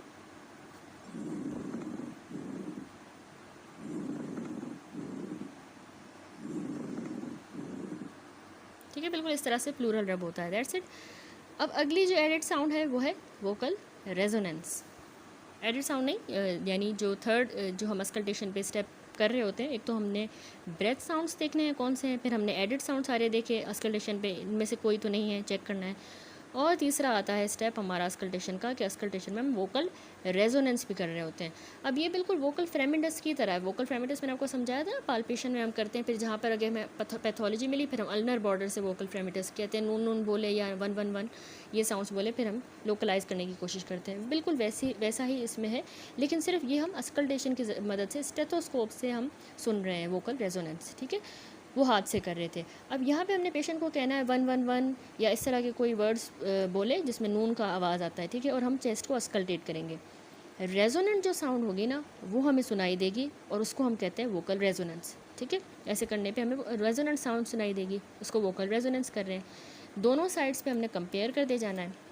वोकल रेजोनेंस अब ना बढ़ भी सकती है, नॉर्मल भी हो सकती है, कम भी हो सकती है। तो नॉर्मल जो वोकल रेजोनेंस होती है वो हमें ऐसा इंप्रेशन कन्वे कर रही होती है जैसे बिल्कुल ये हमारे इस स्टेथोस्कोप के चेस्ट पीस के नीचे प्रोड्यूस हो रही है साउंड, बिल्कुल ऐसे लग रहा होता है, बिल्कुल जैसे नीचे से ही आवाज़ आ रही है। तो नॉर्मल वोकल रेजोनेंस ऐसा होता है। लेकिन अगर ये साउंड जो है हमारे कान के बिल्कुल जो है करीब मतलब प्रोड्यूस हो रहा है, near the ear, then at the chest piece vocal resonance is increase. बिल्कुल ऐसे लग रहा है हम अस्कल्टेट कर रहे हैं, बिल्कुल कानों में आवाज़ जा रही है, बिल्कुल कानों के करीब से आवाज़ आ रही है बनस्पत उस चेस्ट पीस के। तो उसका मतलब है वोकल रेजोनेंस इतनी ज़्यादा है, बिल्कुल कानों में चुभ रही है, कानों में ज़्यादा आवाज़ आ रही है, तो हम कहेंगे वोकल रेजोनेंस ज़्यादा है, इंक्रीज्ड है। ठीक है, अब इसमें एक इससे बताया है ब्रोंकोफोनी। ब्रोंकोफोनी कह रहा है कि कभी कभार वोकल रेजोनेंस ना इंक्रीज हो जाती है to extend that it conveys the impression of being produce near the earpiece of the stethoscope. It is called bronchophony. आसान लफ्ज़ों में बताऊँ तो ब्रोंकोफोनी क्या है, जैसे बहुत ज़्यादा साउंड्स अगर सुनाई देना, चेस्ट साउंड्स हम अस्कल्टेशन पे ज़्यादा सुनाई दे रही हैं, हम कह रहे हैं ब्रोंकोफोनी है। जैसे अगर कंसोलिडेशन है, उसमें नमूनिया वगैरह है या कोई ट्यूमर है, तो डेंसिटी ज़्यादा हो गई है ना, तो उसमें से हमें क्योंकि सॉलिड ज़्यादा साउंड को कंडक्ट करते हैं, तो ज़्यादा साउंड सुनाई दे रही है, तो उसको कहते हैं ब्रोंकोफोनी। ठीक है, दूसरा है एगोफोनी। कभी कभार नेज़ल या ब्लीडिंग क्वालिटी साउंड अगर ऐड हो जाती है वोकल रेजोनेंस के साथ, तो उसको हम कहते हैं एगोफेनी। ठीक है, it is usually occur at the level of large pleural effusion. Egophony जो प्लूरल इफ्यूजन के एरिया पे होती है। ठीक है, इसको ईगोफोनी भी कहते हैं। ईगोफोनी आसान लफ्ज़ों में अगर समझाऊँ तो जिसको हम कहते हैं बकरी की तरह आवाज़ आ रही है। ठीक है, बिल्कुल जैसे नाक से आवाज़ आ रही हो, हम पेशेंट को कहेंगे ई बोले। ठीक है, वो ई बोल रहा है, हम उसको अस्कल्टेट कर रहे हैं, तो हमें ऐसे सुनाई दे रहा है ए बोल रहा है, क्योंकि नाक से उसकी ऐसी आवाज़ निकल रही है। ठीक है, तो नेज़ल लाइक वॉइस होगी, तो उसको कहते हैं ईगोफोनी। ये भी कंसोलिडेशन और प्लूरल इफ्यूजन जो है ना उसमें हमें मिलती है। ये ई से ए का चेंज जो आ रहा है साउंड का, ईगोफोनी, ये उसमें हमें मिलता है। ठीक है, गोट लाइक वॉइस हो जाती है, इसको ईगोफोनी कहेंगे। ठीक है, प्लूरल इफ्यूजन या कंसोलिडेशन में। तीसरा है विस्परिंग पेक्टोरल की। इसमें क्या है, हमने पेशेंट को कहना है कि विस्पर करे वर्ड्स, जैसे 111 विस्पर करके बोले, तो नॉर्मली ये अस्कल्टेशन पे अप्रिशिएट नहीं होते। अगर इंडिविजुअल सिलेबस हमें डिस्टिंक्टली अप्रिशिएट हो रहे हैं, हमें सुनाई दे रहा है अस्कल्टेशन पे बिल्कुल जैसे वो 111 बोल रहा है, तो विस्परिंग पेक्टोरल की जो है वो हम कहेंगे इसको प्रेजेंट है। ठीक है। इसमें क्या है, हमने 111 या 99 मतलब पेशेंट को बोलना है, आप बोलें, और हम उसकी चेस्ट को अस्कल्टेट कर रहे हैं। तो नॉर्मली देखें, जब हम नॉर्मल जब विस्पर करते हैं ना, तो हमारी जो साउंड्स हैं वो हाई पिच्ड होती हैं लेकिन लो वॉल्यूम की होती हैं, ठीक है। जो healthy air filled lung tissue होता है वो उन विस्पर्ड साउंड्स को जो है बेयरली ऑडिबल करता है, मुश्किल से सुनाई देती है, या कम्प्लीटली इनऑडिबल होता है। स्टेथोस्कोप से हमें नहीं सुनाई देगा नॉर्मल लोगों में, क्योंकि लंग्स में एयर है। एयर क्या कर रही है, इस हाई फ्रीक्वेंसी वाली साउंड को 111 को जो है फ़िल्टर आउट कर रही है, ठीक है। इस हाई फ्रीक्वेंसी लो एम्पलीट्यूड वाली साउंड को हमारी लंग्स की एयर फिल्टर करती है, तो हमें नहीं सुनाई देता हम जब अस्कल्टेट करते हैं। लेकिन अगर विस्परिंग पेक्टोरल की प्रेजेंट हुई, तो ये जो विस्पर्ड वर्ड्स है ना, ये क्लियरली और डिस्टिंक्टली हमें स्टेथोस्कोप से सुनाई दे रहे होंगे कानों में, ठीक है। तो इसका मतलब है बिल्कुल उसकी तरह ब्रोंकोफोनी और ईगोफोनी की तरह जो पेक्टोरल की है ना, ये भी एक स्ट्रॉन्ग इंडिकेटर है कि पेशेंट को लंग कंसोलिडेशन है, ठीक है। लंग का टिश्यू कंसोलिडेटेड होता है ना, तो साउंड को ज़्यादा कंडक्ट करता है, तो इसलिए विस्परिंग वाली आवाज़ भी हमें सुनाई दे रही है। तो नमूनिया हो सकता है, ट्यूमर, मास या एडिमा, सीवियर पल्मोनरी एडिमा में भी ये हमें मिलती है, ठीक है। अब ये एक टेबल है जिसमें एबनॉर्मल वोकल रेजोनेंस, ये सारी वोकल रेजोनेंस हैं, इनके कॉजेज़ हैं, और विस्परिंग पेक्टोरल की किस कॉजेज़ हैं। तो इंक्रीज़ ज़्यादा हो गई है वोकल रेजोनेंस और विस्परिंग पेक्टोरल की, तो वो सेम ही कॉजेज़ हैं जो वोकल फेमिटस ज़्यादा होने के थे और ब्रोंकियल ब्रीदिंग ज़्यादा होने के थे, ठीक है। ये देखें, vocal fremitus, consolidation, cavitation and collapse with patent main bronchus में ज़्यादा हो रहा था ना, तो वही कॉजेज़ हैं जिनमें इससे विस्परिंग पेक्टोरल की भी ज़्यादा होगी और वोकल रेजोनेंस भी ज़्यादा होगा, इन्हीं वजूहत की वजह से, ठीक है। Collapse with patent main bronchus, cavitation and consolidation. दूसरी बात, ये डिक्रीज वोकल रेजोनेंस के भी वही कॉज है जो डिक्रीज वोकल फ्रेमिटस के थे, and decrease intensity of breath sound के, ठीक है, वही सेम कॉज। इफ्यूजन हो गया, न्यूमोथोरेक्स हो गया, या collapse with obstructed main bronchus, तो उसमें वोकल फ्रेमिटस कम होगा, वोकल रेजोनेंस कम होगा, विस्परिंग पेक्टोरल की जो है वो कम होगी, ठीक है। उसके बाद रह गया फोर्स्ड एक्सपायरेटरी टाइम, FET। अब देखिए, इसमें कह रहा है place the chest piece of the stethoscope over the trachea. Trachea के ऊपर हमने चेस्ट पीस रखना है स्टेथोस्कोप का, और हमने पेशेंट को कहना है कि आप डीप इंस्पायरेशन करें, take a full deep inspiration, फिर फुली जो है एक्सपायर करें मैक्सिमम स्पीड पे, ठीक है। हमने ट्रैकिया पे रख के उसको बोला है डीपली इंस्पायर करें, फिर मैक्सिमम स्पीड पे फुल एक्सपायरेशन भी करें, ठीक है। तो अब इसमें जो टाइम है ना एक्सपायरेशन का, जो है हमने कहा आप फुल गहरा सांस लें, इंस्पायर करें, लेकिन जल्दी से फिर मैक्सिमम स्पीड पे फुली एक्सपायर करें। तो जो टाइम होता है एक्सपायरेशन को लगने का, वो हमने नोट करना है एक्सपायरेशन का, ठीक है। नॉर्मली एक्सपायरेशन का टाइम 4 सेकंड से कम होता है, लेकिन ये अगर क्रोनिक ब्रोंकाइटिस है, एम्फाइसीमा या ब्रोंकियल एस्थमा, तो इनमें ऑब्वियसली हमने पढ़ा हुआ है कि एक्सपायरेशन जो है प्रोलॉन्ग्ड हो जाती है, ठीक है। ऑब्स्ट्रक्टिव डिजीज़ है ना, एम्फाइसीमा, क्रोनिक ब्रोंकाइटिस और ब्रोंकियल एस्थमा, तो उनमें हमें ये प्रोलॉन्ग मिलेगा। तो ये होता है फोर्स्ड एक्सपायरेटरी टाइम, गहरा सांस उसको कहना है ले, ठीक है, और फिर एज हार्ड और एज लॉन्ग जो है एक्सहेल करे, जब तक कि कोई भी एयर एक्सपेल करने के पीछे ना रह जाए, फुली सारा एक्सपेल कर ले, एक्सपायरेशन कर ले, ठीक है। और हमने उसके ट्रैकिया पे रखना है, या स्टर्नम पे हम रख सकते हैं स्टेथोस्कोप इस ड्यूरेशन में, ठीक है, या फिर स्पायरोमीटर से भी ये किया जाता है ज़्यादा अच्छे से प्रिसाइजली। तो नॉर्मल फोर्स एक्सपायरेटरी टाइम याद रखें 4 से 6 सेकंड से कम ही होता है, ठीक है। बूढ़ों में थोड़ा सा ज़्यादा हो सकता है, 6 सेकंड से ज़्यादा बूढ़े लोगों में, वरना 4 से 6 सेकंड से कम। अगर ये बड़ा हुआ है, ज़्यादा है, प्रोलॉन्ग्ड है, तो मतलब एयर फ्लो ऑब्स्ट्रक्शन है, ठीक है, ऑब्स्ट्रक्टिव डिजीज़ है। दूसरा है एक कॉइन टेस्ट। अब ये टेस्ट भी कभी कभार जो है ना टेंशन न्यूमोथोरेक्स की प्रेजेंस को कंफर्म करने के लिए किया जाता है। इसको कॉइन परकशन टेस्ट भी कहा जाता है, या कॉइन साउंड टेस्ट भी हम कहते हैं, ठीक है। बहुत पुराना और आउटडेटेड फिजिकल एग्जामिनेशन टेक्निक है न्यूमोथोरेक्स को या प्लूरल इफ्यूजन को चेक करने के लिए। इसमें हमें दूसरे पर्सन की भी हेल्प की ज़रूरत होती है, ठीक है।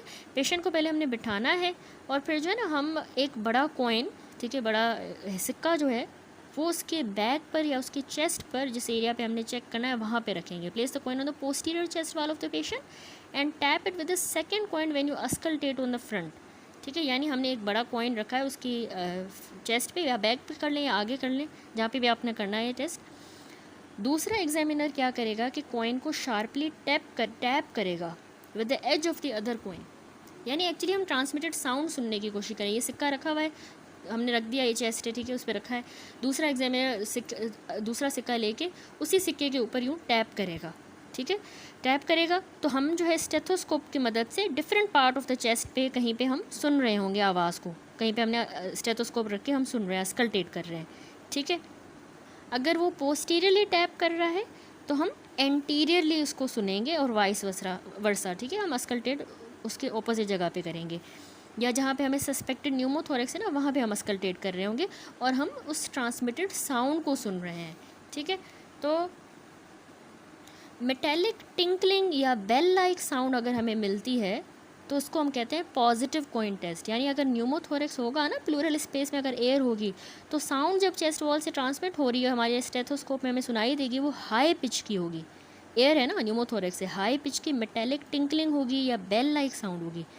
तो वो क्योंकि जो प्लूरल स्पेस है वो अब रेजोनेंट चैम्बर की तरह एक्ट कर रहा है, एयर आ गई है उसमें, तो इसीलिए जो साउंड कॉइन्स की परकशन से प्रोड्यूस हो रही है वो अल्टर हो रही है, ठीक है। तो ये हमें पॉजिटिव मिलता है। अगर प्लूरल फ्यूजन होगी या टेंशन न्यूमोथोरेक्स होगा, एयर होगी, तो हमें पॉजिटिव मिलेगा इस तरह की साउंड। और नॉर्मल फाइंडिंग क्या है, नॉर्मल हम जैसे लोगों में अगर हम ये करके देखेंगे, कोई पैथोलॉजी नहीं है, तो हेल्दी लंग टिश्यूज़ जो है ना उस साउंड को मफल कर देते हैं, डल कर देते हैं, तो हमें मेटेलिक क्वालिटी नहीं सुनाई देगी।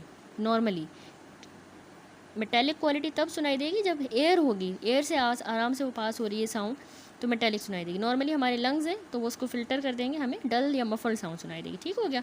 वैसे इसकी लो सेंसिटिविटी या स्पेसिफिसिटी ये आजकल नहीं किया जाता टेस्ट परफॉर्म, ठीक है। इसके अलावा सक्यूशन स्प्लैश। सक्यूशन स्प्लैश में कह रहा है अगर chest of the patient with hydropneumothorax is shaken, patient है जिसको हाइड्रोन्यूमोथोरेक्स है, ठीक है, उस पेशेंट को हमने शेक किया, ठीक है, यूँ झंझोड़ा समझें, तो हमें स्प्लैशिंग किस्म की साउंड सुनाई देगी। और इसको गैस्ट्रिक सक्यूशन स्प्लैश से याद रखिए आपने, जो है कंफ्यूज नहीं करना, क्योंकि उसमें भी हमें मिलता है जो गैस्ट्रिक आउटलेट ऑब्स्ट्रक्शन होती है ना, जैसे पेप्टिक अल्सर वगैरह होता है, तो उसमें हमें ये मिलता है, मैलिग्नेंसी में, तो गैस्ट्रो की भी कंडीशन है उनमें मिलता है, लेकिन आपने उससे इसको कंफ्यूज नहीं करना, ये हाइड्रोन्यूमोथोरेक्स में हमें मिल सकता है, ठीक है। That's it. यहाँ पर अस्कल्टेशन भी कंप्लीट हुई, ठीक है, अस्कल्टेशन यहाँ पर कंप्लीट किया हमने, ठीक है। मैंने आपको बताया कि ब्रेथ साउंड वैसे लार्ज एयरवेज से ओरिजिनेट करती हैं, ठीक है, ट्रैकिया और लैरिंक्स से, क्योंकि उनका जो है रैपिड और टर्बुलेंट एयर फ्लो होता है स्मॉल एयरवे में, उनका क्रॉस सेक्शनल एरिया स्मॉल होता है, तो इसलिए वहाँ पर वाइब्रेशंस और हार्श किस्म की ब्रोंकियल साउंड्स प्रोड्यूस होती हैं, ठीक है, ठीक है। लार्ज एरिया से साउंड प्रोड्यूस हो रही है ट्रैकिया से और लैरिंक्स से, तो वो ब्रोंकियल किस्म की हैं, क्योंकि क्रॉस सेक्शनल एरिया छोटा है, तो वहाँ पे टर्बुलेंट किस्म का एयर फ्लो है, रैपिड एयर फ्लो है, तो वहाँ ब्रोंकियल साउंड प्रोड्यूस हो रही है। लेकिन जो हमने कहा डिस्टल एयरवेज हैं, ब्रोंक्यूल्स हो गए, एल्वियोलाई हो गए, तो उनका कंबाइंड क्रॉस सेक्शनल एरिया ज़्यादा होता है, वास्ट होता है, तो इसलिए वहाँ स्लो और साइलेंट एयर फ्लो है। हमारी नॉर्मल ब्रेथ साउंड कौन सी होती है, मैंने आपको बार बार बताया, वेजिकुलर होती है। वेजिकुलर साउंड हमें चेस्ट पे सुनाई देती है, मफल्ड और डेडेंड साउंड होती है वो, जो कि सेंट्रल एयरवेज से मॉडिफाई हो गई, क्योंकि हमारे लंग्स हैं, एयरफिल्ड एल्वियोलाई हैं उसके ऊपर, तो और इसके अलावा स्मॉल कंट्रीब्यूशन हमारे मीडियम साइज्ड एयरवेज की भी है, तो इसीलिए हमारी नॉर्मल ब्रेथ साउंड वेजिकुलर है। ओरिजिनेट जो है वो ब्रोंकियल हुई है, लेकिन लंग्स की मौजूदगी की वजह से वो वेजिकुलर होती है, ठीक है। अब एबनॉर्मल ब्रेथ साउंड्स जो है ना, अगर हमें जहाँ वेजिकुलर सुनाई देना चाहिए लंग के एरिया पे, वहाँ अगर हमें ब्रोंकियल साउंड सुनाई दे रहा है, लाउड किस्म का हार्श साउंड, तो उसको हम कहेंगे कि ये एबनॉर्मल है, ठीक है। तो वो कंसोलिडेशन में हो सकता है, या थिकन्ड स्टिफेंड है, फाइब्रोटिक स्कारिंग हुई है, तो उसमें हमें सुनाई देता है, वो सारा हमने देखा, ठीक है। और मतलब वो ऐसी साउंड होगी जैसी हमें लैरिंग्स पे या ट्रैकिया पे सुनाई दे ना, वो हमें लंग वाले एरिया पे सुनाई दे रहा है, चेस्ट पे सुनाई दे रहा है यहाँ पे, ठीक है। तो यहाँ पे अगर ब्रोंकियल साउंड सुनाई दे रहा है तो इसका मतलब है कंसोलिडेशन हो गई, या स्टिफन हो गया है, स्कार बन गया है, फाइब्रोसिस हुई है लंग्स की, ठीक है। इसके अलावा एब्सेंट या डिमिनिश्ड ब्रेथ साउंड्स भी होता है, जिसमें अगर एयर आ जाती है, लंग टिश्यू मतलब सेपरेट हो गया, लंग टिश्यू है वो सेपरेट हो गया चेस्ट वॉल के साथ, क्योंकि बीच में एयर है, न्यूमोथोरेक्स हुआ है, या फ्लूइड है, प्लूरल एफ्यूजन हुई है, तो वहाँ पे एब्सेंट ब्रेथ साउंड होगा।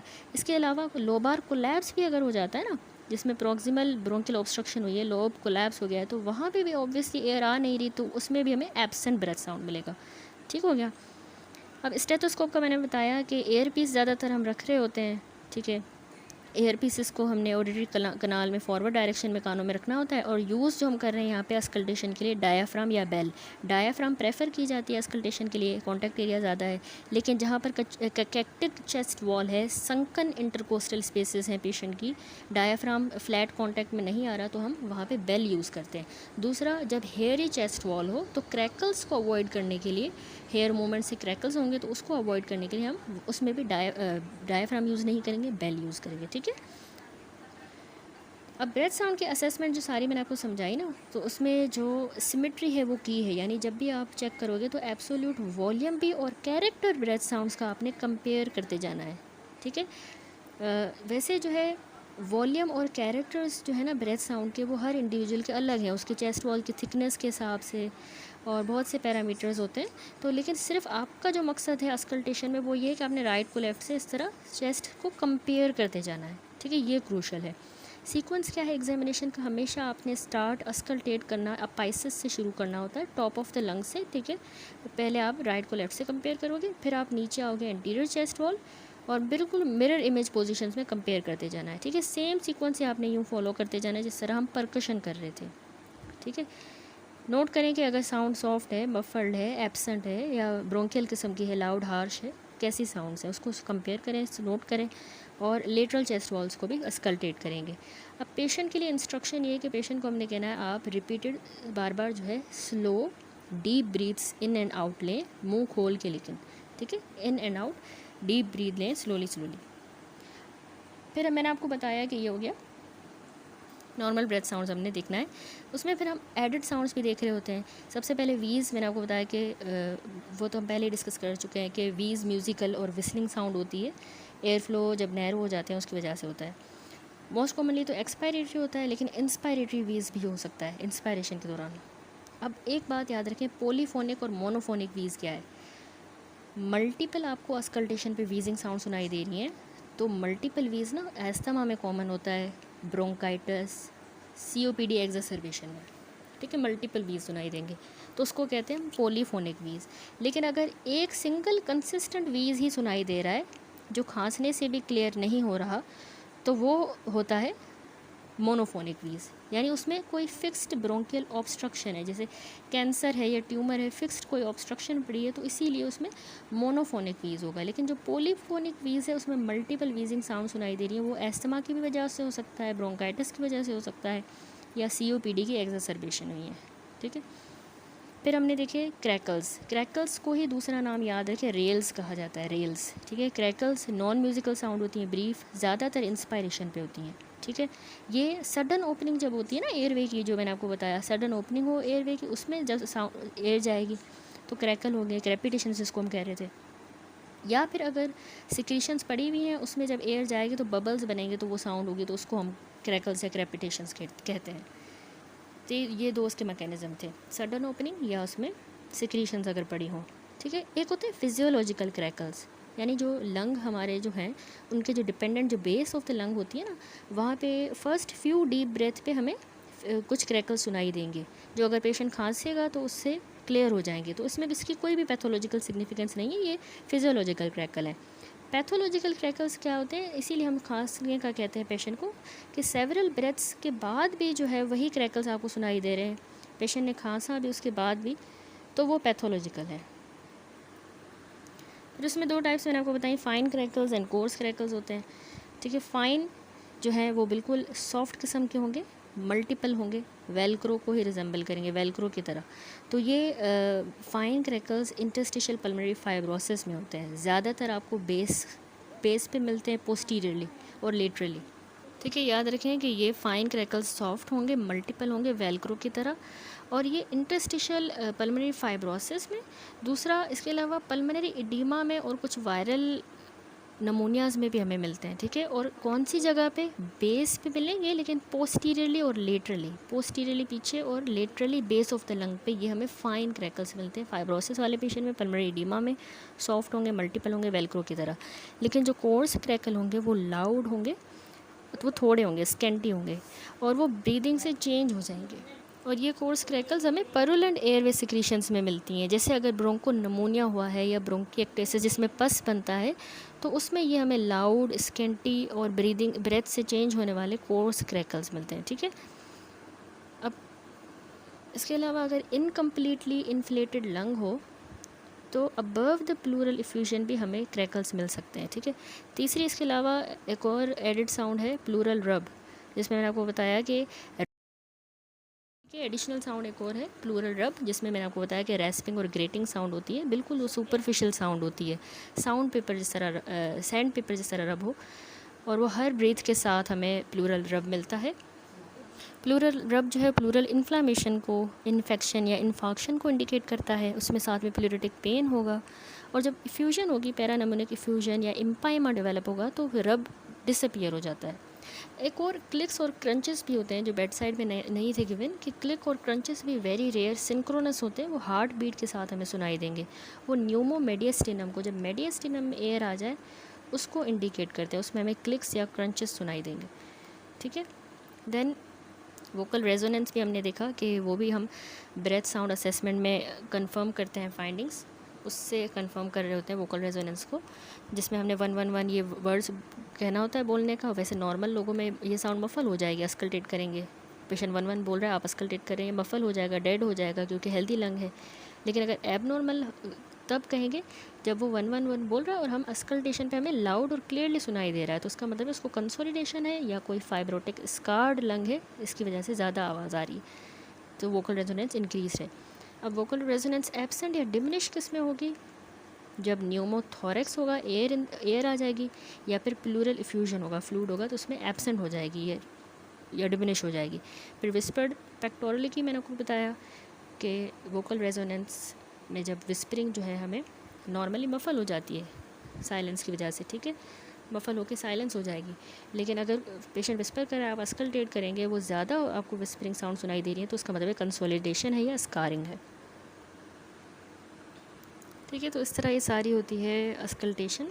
अब आपने फाइंडिंग्स को किस तरह इंटरप्रेट करना है, सारे जो पॉजिटिव फीचर्स हैं हिस्ट्री से, एग्जामिनेशन से आपने कलेक्ट करना है।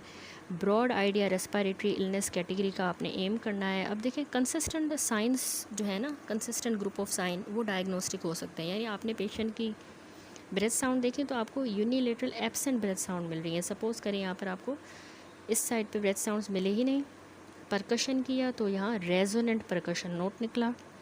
ट्रैकिया जो है वो ऑपोजिट साइड पे डेविएटेड है, ठीक है, कोलैप्स्ड पेशेंट में, तो इसका मतलब है यहाँ पे क्या हो सकता है, टेंशन न्यूमोथोरिक्स, क्योंकि साउंड एब्सेंट है, परकशन नोट रेजोनेंट है, तो इस तरह डायग्नोसिस बनाई जाएगी। ठीक है, डिजीज़ को जो है आपने हमेशा आपने कंसीडर करना है डिजीज़ कैटेगरी को और उसकी प्रेजेंटेशन को। ठीक है, दैट्स इट। यहाँ पे जो है स्कल्टेशन कंप्लीट हुई।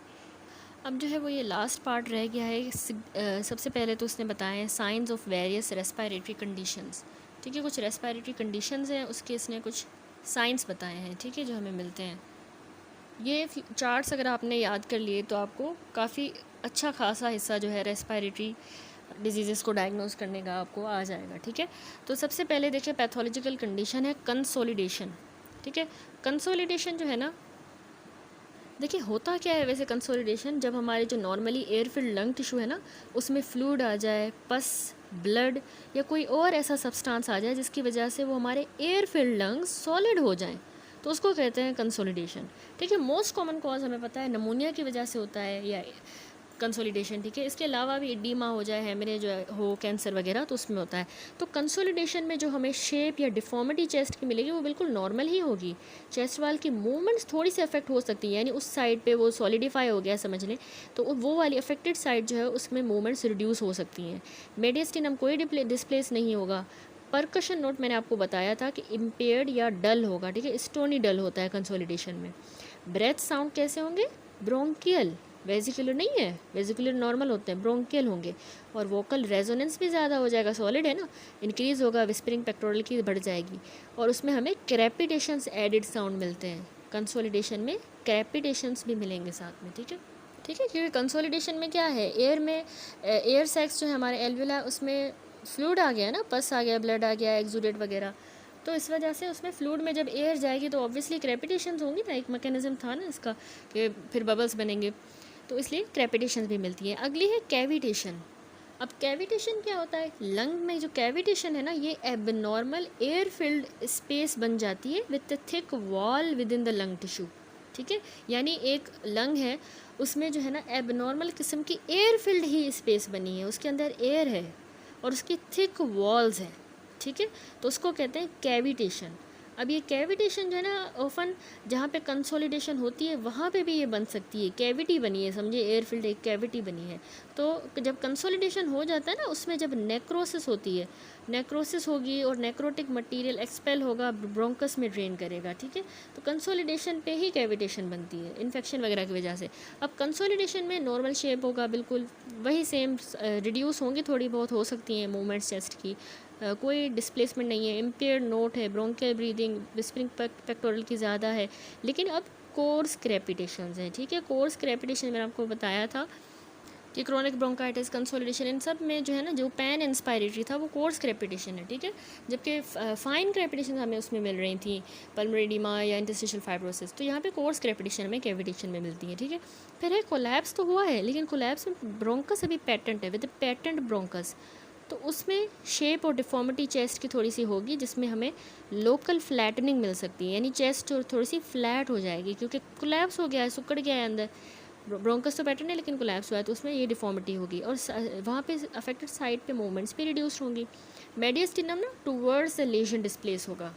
ठीक है, ये मैंने लंग्स बनाए हैं, तो इसमें देखें, अगर यहाँ पर अगर कोलैप्स हो जाता है, ये लंग सिकुड़ गया, ये इतना बड़ा लंग है, लेकिन कोलैप्स की जैसे यूँ हो गया, बस इतना सा रह गया, तो जो मेडियस्टिनम है ये इस साइड पे डेविएट होगा, जहाँ ऑब्वियसली ये छोटा हो गया, तो जो टूवर्ड्स द लेजन मेडियस्टिनम डिस्प्लेस होगा। परकशन नोट अब यहाँ पर हम चेक करेंगे तो वो इम्पेयर्ड या डल होगा कोलैप्स की वजह से। ठीक है, ब्रेथ साउंड्स कैसे होंगे? ब्रोंकियल ही ब्रेथ साउंड्स होंगे। ठीक है, ब्रोंकियल ब्रीदिंग कोलैप्स में भी हमें मिलती है। विस्परिंग पेक्टोरल की बढ़ जाएगी, ज़्यादा हो जाएगी, कोई एडिड साउंड इसमें हमें नहीं मिलता।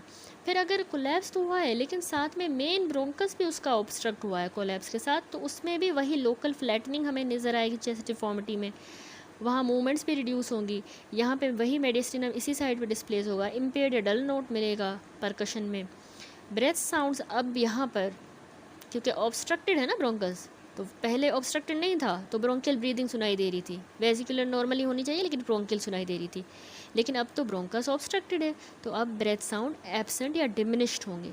ठीक है, और जो वोकल रेजोनेंस है वो इसमें रिड्यूस्ड होगा, क्योंकि साउंड नहीं जा रही और कोई एडिड साउंड नहीं होगा। ठीक है, अब आता है फाइब्रोसिस या ब्रोंकिएक्टेसिस। अगर फाइब्रोसिस हो गया, लंग सुकड़ गया है, या फिर ब्रोंकिएक्टेसिस हुई है, तो उसमें क्या होता है कि वही लोकल फ्लैटनिंग हमें मिलेगी चेस्ट पे, उस साइड पे मूवमेंट रिड्यूस होगी, और इसी लेजन वाली साइड पे ही जो है ना मेडिस्टिनम डिस्प्लेस करेगा। ट्रैकिया इधर चला जाएगा, मेडिस्टिनम इस साइड पे, लेजन वाली साइड पे डिस्प्लेस करेगा। ठीक है, इसके अलावा यहाँ पे परकशन नोट इम्पेयर्ड होगा। ब्रेथ साउंड्स ब्रोंकियल हो सकते हैं। ठीक है, may be bronchial breath sounds. ठीक है, मे बी जो वोकल रेजोनेंस है वो यहाँ पर फाइब्रोसिस वगैरह की वजह से इंक्रीज़ हो सकता है वोकल रेजोनेंस। और याद रखें कि यहाँ कोर्स क्रेपिटेशन मिलेगा। मैंने आपको बताया कि फाइब्रोसिस में, ब्रोंकिटिस में, इनमें हमें कोर्स क्रेपिटेशन मिलती है। ठीक है, कोर्स क्रेपिटेशन जो कि पैन इंस्पायरेटरी होती है, थ्रू आउट इंस्पायरेशन हमें सुनाई देगी। ठीक है, फिर आता है न्यूमोथोरिक्स। न्यूमोथोरिक्स है यानी कि एयर आ गई है प्लूरल स्पेस में, तो उसमें अब ऑब्वियसली चेस्ट वॉल पे हमें पेशेंट के पे बाहर एक बल्ज दिखाई देगा, क्योंकि एयर भर गई है ना, लंग है, फिर उसमें एयर आ गई तो बल्ज दिखाई देगा। मूवमेंट चेस्ट वॉल की अब याद रखें रिड्यूस्ड होंगी या एब्सेंट होंगी। बल्ज है चेस्ट पे तो वहाँ पे मूवमेंट्स थोड़ी सी होंगी, कम होंगी, रिड्यूस्ड होंगी या एब्सेंट हो जाएंगी। ठीक है, और अब यहाँ पर क्योंकि ये ज़्यादा बल्ज बना है तो मेडिस्टिनम ऑपोजिट साइड पे शिफ्ट होगा। ठीक है, फाइब्रोसिस में सेम साइड पे था, कोलैप्स में सेम साइड पे था, लेकिन जहाँ पैथोलॉजी है न्यूमोथोरेक्स में मेडिस्टिनम ऑपोजिट साइड पे शिफ्ट होगा। ठीक है, अब न्यूमोथोरेक्स है तो परकशन करेंगे तो ऑब्वियसली एयर पहले से ही भरी हुई है, तो हाइपर रेजोनेंट परकशन नोट होगा। ठीक है, बातें समझ आ रही है, हाइपर रेजोनेंट होगा। इसके अलावा ब्रेथ साउंड्स हमें बिल्कुल डिमिनिश्ड या एब्सेंट मिलेंगे। ऑब्वियसली एयर आ गई है उसमें, तो ब्रेथ साउंड एब्सेंट होगी या डिमिनिश्ड होंगे। वोकल रेजोनेंस भी जो है रिड्यूस होगी, एब्सेंट होगी, कोई एडिड साउंड नहीं है। और अगर यहाँ फ्लूड होता, प्लूरल इफ्यूजन हुई है, प्लूरल इफ्यूजन का अगर पेशेंट है, फ्लूड आ गया है, तो उस केस में भी हमें बल्ज मिलेगा ठीक है, मूवमेंट्स उसकी रिड्यूस्ड ही होंगी बिल्कुल न्यूमोथोरेक्स की तरह। और जो है ना मेडिस्टिनम की डिस्प्लेसमेंट वो भी इसमें भी ऑपोजिट साइड पे, क्योंकि फ्लूइड है तो प्रेशर ऑपोजिट साइड पे मेडिस्टिनम चला जाएगा। लेकिन इफ्यूजन में हमें जो है ना परकशन नोट स्टोनी डल मिलेगा, फ्लूइड है। न्यूमोथोरेक्स में हाइपर रेजोनेंस था, एयर है, यहाँ पे फ्लूइड है तो स्टोनी डल। डिमिनिश्ड या एब्सेंट ब्रेथ साउंड होंगे, पानी है इस वजह से, और वोकल रेजोनेंस भी रिड्यूस्ड होगी, एब्सेंट होगी। एडेड साउंड में हमें क्या चीज़ मिलेगी, क्योंकि इफ्यूजन है तो हमें प्लूरल रब मिल सकता है above the effusion in some cases. ठीक है, इफ्यूजन के ऊपर यहाँ पर समझे इतना अगर फ्लूइड है तो यहाँ पर हमें प्लूरल रब मिल सकता है। ठीक है, प्लूरल इफ्यूजन के केस में। अब कुछ पैथोलॉजिकल कंडीशंस मैं आपको एक्सप्लेन करती हूँ। ठीक है, पैथोलॉजिकल कंडीशंस में जैसे सबसे पहले है ब्रोंकियल एस्थमा। अब ब्रोंकियल एस्थमा में देखें जो सबसे पहले चेस्ट जो है वो नॉर्मल भी हो सकती है, लेकिन याद रखें बैरल चेस्ट भी हमें मिल सकती है। बैरल चेस्ट जिसमें एंटीरो पोस्टीरियर डायमीटर और ट्रांसवर्स एक जितना हो जाता है। तो क्योंकि ऑब्स्ट्रक्टिव डिजीज़ है ना, तो हवा जो है अंदर जा रही है, एक्सपायरेशन नहीं हो रही, तो अंदर एयर ज़्यादा एक्यूमुलेट होती है, तो बैरल चेस्ट बन जाती है। चेस्ट में हमें ये डिफॉर्मिटी मिलेगी। बाकी चीज़ों को फ़िलहाल छोड़ें। ठीक है, इतना नहीं उसने एक्सप्लेन किया, यानी इतना ही बताया। इसने कहा है कि मूवमेंट चेस्ट वॉल की भी जो है नहीं होंगी, कोई इतना इफेक्ट नहीं पड़ेगा। मेडिस्टिनम की डिस्प्लेसमेंट भी नॉर्मल ही है। परकशन नोट भी उसका वेजिकुलर होगा, जो नॉर्मली होता है हमारा, विथ प्रोलॉन्ग एक्सपायरेशन। ये मैंने बताया था ना, vesicular note with prolonged expiration bronchial asthma में होगा। ठीक है, इसके अलावा जब हम वोकल इसका ब्रेथ साउंड हमें जो है इस तरह परकशन नोट वेजिकुलर मिल रहा है with prolonged expiration, breath sound बिल्कुल नॉर्मल है। वोकल रेजोनेंस में एक्सपायरेटरी रोंकाई मिलेंगे, क्योंकि नैरोइंग होगी ना एयरवे की, तो एक्सपायरेटरी रोंकाई। COPD का पेशेंट है, उसमें भी ऑब्वियसली बैरल चेस्ट मिलेगी, क्योंकि एयर एक्सपायरेशन नहीं हो रही, अंदर एयर जमा हो रही है। ठीक है, ऑब्स्ट्रक्टिव डिजीज़ है। तो मूवमेंट्स चेस्ट वाल की यहाँ पर COPD में डिमिनिश्ड हो जाती हैं। याद रखें, जब आपने मूवमेंट्स चेक करनी है ना, जो इस तरह हम चेक कर रहे थे, तो वो COPD में डिमिनिश्ड होंगी ऑल ओवर। ठीक है, all over the chest. Displacement कोई नहीं होती इसमें।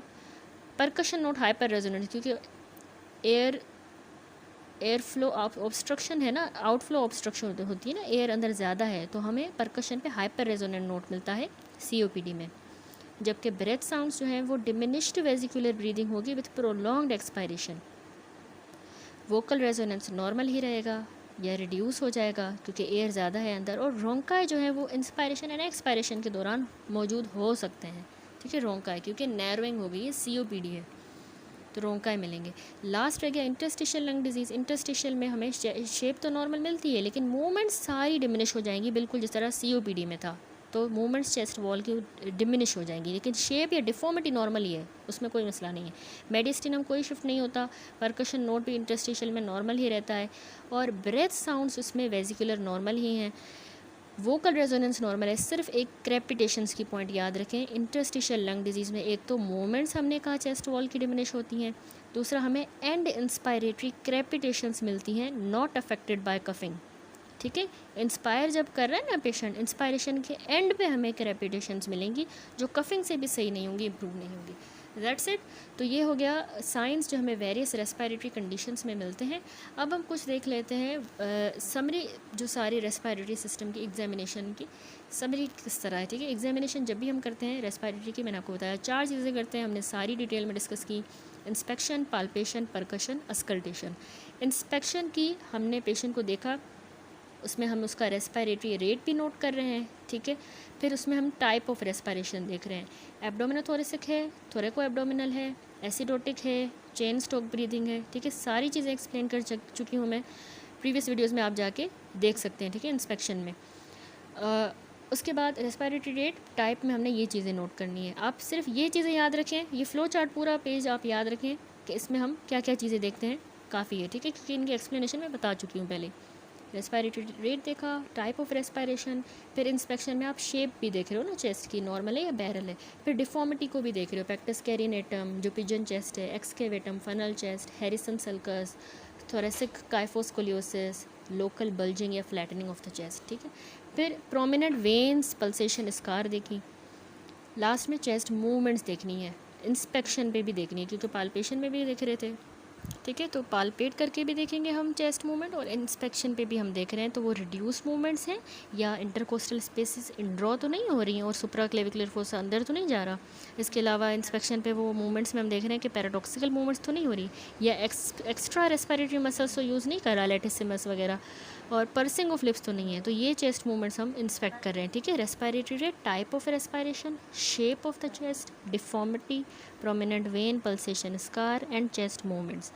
फिर अगला जो स्टेप है वो है पाल्पेशन। ठीक है, पाल्पेशन में हम क्या कर रहे थे, हमने ट्रैकिया और एपेक्स बीट की पोजीशन पहले देखनी है, फिर हम मूवमेंट्स जो कर रहे थे अंगूठों से चेक कर रहे थे, यूँ पकड़ के चेस्ट को आगे जो है 2 साइड्स पे, पीछे जो है 3 साइड्स पे करेंगे। ठीक है, फिर एक्सपेंशन हम इंच टेप से चेक कर रहे थे, एक्सपेंशन ऑफ चेस्ट, वोकल फ्रेमिटस करेंगे, टेंडरनेस और क्रेपिटस एंड पाल्पेबल साउंड्स। फिर परकशन नोट पे आ जाएँ तो परकशन में सबसे पहले तो हम अपर बॉर्डर ऑफ लिवर करते हैं, फिर हमने दोनों साइड्स के परकशन नोट्स को साइड्स को कंपेयर करते जाना है, और लास्ट में टाइडल परकशन भी मैंने आपको सिखाया। ठीक है, देन अस्कल्टेशन में अब हम ब्रेथ साउंड्स देख रहे हैं, एडेड साउंड और vocal resonance. Breath sounds breath sounds में उनकी इंटेंसिटी भी देखनी है, कैरेक्टर भी देखना है। एडेड साउंड्स में रोंकाय तो नहीं है, क्रेपिटेशंस तो नहीं है, प्लूरल रब तो नहीं है, इन सब के लिए सुनना है। और वोकल रेजोनेंस में साथ ही विस्परिंग पेक्टोरल की भी चेक कर रहे हैं। ठीक है, और फोर्स्ड एक्सपायरेटरी टाइम चेक करना भी मैंने आपको सिखा दिया अस्कल्टेशन में। ठीक है, ये सारी है समरी ऑफ द एग्जामिनेशन जो आपको अच्छी तरह से फिंगर टिप्स पे जो है चेक करना आना चाहिए। ठीक हो गया। आगे इसने थोड़ी सी बताई है राइटिंग आउट रूटीन एग्जामिनेशन। ठीक है, इसमें यानी इसने बताया है कि हम किस तरह से जो है रूटीन एग्जामिनेशन लिखते हैं। तो इसमें देखिए कह रहा है कि एग्जामिनेशन जो है ना नॉर्मल पर्सन की, वो इस तरीके से हमने डिस्क्राइब करनी होती है। सारा मैं आपको बताती हूँ। ठीक है, अगर कोई भी एबनॉर्मलिटी है तो उसको हम एप्रोप्रिएट प्लेस पे हमने उसको एक्सप्लेन करना होता है। ठीक है, डिस्क्राइब करना होता है। ठीक है, कोई भी अगर एबनॉर्मलिटी है तो सबसे पहले हम इस तरह लिखेंगे इंस्पेक्शन, उसमें हमने लिखना है कि रेस्पिरेटरी रेट इज़ 16 पर मिनट, जितना भी है 16 पर मिनट, और रेस्पिरेटरी टाइप जो है वो respiration is abdominothoracic type, shape of the chest is normal, no deformity, scar, prominent vein or pulsations visible, apex beat is visible close to the nipple, chest is moving equally on both sides with respiration। ठीक है, सारे component देखें inspiration के cover हो गए। Respiratory rate भी, type of respiration, shape of the chest, deformity, veins, pulsation, scar और movements of the chest wall, सारी चीज़, और एपेक्स बीट का भी इसमें भी हमने बता दिया। ठीक है, फिर आता है पाल्पेशन। तो पाल्पेशन में हमने इस तरह लिखना है कि trachea is central, apex beat is palpable in the 5th intercostal space medial to the mid clavicular line, it is of normal character, उसका भी थोड़ा बता दिया, नो टेंडरनेस और क्रेपिटस डेमोन्स्ट्रेटेड। फिर मूवमेंट्स का बताएंगे जो हमने चेक की थी यूँ करके, कि movements of the chest are equal on both sides, expansion of chest is 5 centimetre, फिर एक्सपेंशन इंच टेप वाला बताया, vocal fremitus is equal on both side, no sounds are palpable. ठीक है, सारे कंपोनेंट्स आपने सीक्वेंस में लिखने हैं। ठीक है, तो आपको कंपोनेंट्स आपने वो समरी जो मैंने आपको दिखाई वो कंपोनेंट्स अच्छी तरह से याद होंगे, तभी आप इस तरीके से लिख पाएंगे। ठीक है, फिर परकशन का आपने इस तरह लिखना है कि upper border of the liver कहाँ पे जो सबसे पहले हम करते हैं वो है 5th इंटरकोस्टल स्पेस, जहाँ पे भी आपको मिला। फिर आपने लिखना है परकशन नोट इज रेजोनेंट, जो नॉर्मली रेजोनेंट होता है, and equal on both side. ठीक है, अस्कल्टेशन का breath sounds are vesicular and of normal intensity, there are no added sound, vocal resonance is equal on both side। ठीक है, normally हम जैसे में वेजिकुलर होता है ना, तो breath sounds are vesicular and of normal intensity, there are no added sounds, vocal resonance is equal on both side. फिर लंग फंक्शन टेस्ट हम कर रहे थे, तो स्पायरोमेट्री हमारे पास अगर नहीं है, हम तो मेथड जो मैंने आपको बताया था उसके अकॉर्डिंग करेंगे। वैसे स्पायरोमेट्री का इसने बताया है कि there are different types of spirometer, लेकिन सब में हमें सिमिलर इन्फॉर्मेशन ही मिलती है। हमने पेशेंट को कहना है कि डीप ब्रीथ ले एज पॉसिबल और फिर एक्सेल करे as hard and fast as possible. ठीक है, तो जो total amount of air expel होगी उसको हम कहते हैं forced vital capacity, volume of air expelled in the first second को हम कहते हैं forced expiratory volume in 1 second. अब इसका जो रेशो निकलेगा ना इस forced expiratory volume in 1 second का और फोर्स्ड वाइटल कैपेसिटी का, ठीक है, इस रेशो, ये जो रेशो निकला है ये यूज़फुल इंडेक्स है। नॉर्मली आपने याद रखना है, नॉर्मली ये रेशो ग्रेटर देन 70 होना चाहिए। ठीक हो गया। Mid expiratory flow rate which is obtained from the same record is a better parameter for airway obstruction compared with the peak expiratory flow rate. Peak expiratory मैं आपको बताऊंगी, उससे ज़्यादा कह रहा है अच्छा है मिड एक्सपायरेटरी फ्लो रेट। ठीक है, वो ज़्यादा अच्छा पैरामीटर है mid expiratory flow rate. Obstructive lung disease में जैसे क्रोनिक ब्रोंकाइटिस, एम्फाइसेमा, एस्थमा, इनमें जो रेट होता है जिस पे हमारी एयर, जिसमें पेशेंट की जो एयर है एक्सेल होती है, एक्सेलेशन हमने कहा ना डिक्रीज़ हो जाती है, आउटफ्लो ऑब्स्ट्रक्शन होता है एम्फाइसेमा वगैरह इनमें, तो एक्सेल्ड एयर डिक्रीज़ हो जाती है थ्रू द एक्सपायरेशन। तो उसमें होगा क्या, जो टोटल लेंथ है एक्सपायरेशन की वो इंक्रीज़ होगी ना, काफ़ी टाइम से वो एक्सपायर करने की कोशिश कर रहा है, एक्सपायरेशन की लेंथ बढ़ेगी, तो इसलिए forced expiratory volume in 1 second जो है वो रिड्यूस होगा, 1 सेकेंड में नहीं कर पा रहा है वो रिड्यूस होगा। तो इसीलिए force expiratory volume in 1 second और फोर्स वाइटल कैपेसिटी का रेशो कम हो जाएगा। नॉर्मली 70 होता है, ये ऑब्स्ट्रक्टिव लंग डिजीज़ में कम हो जाएगा क्योंकि एक्सपायरेशन प्रोलॉन्ग हो गई है।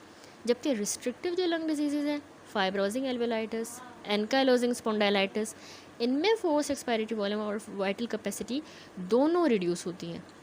ठीक है, दोनों जब रिड्यूस होंगे सेम प्रोपोर्शन में तो रेशो नॉर्मल ही रहेगा।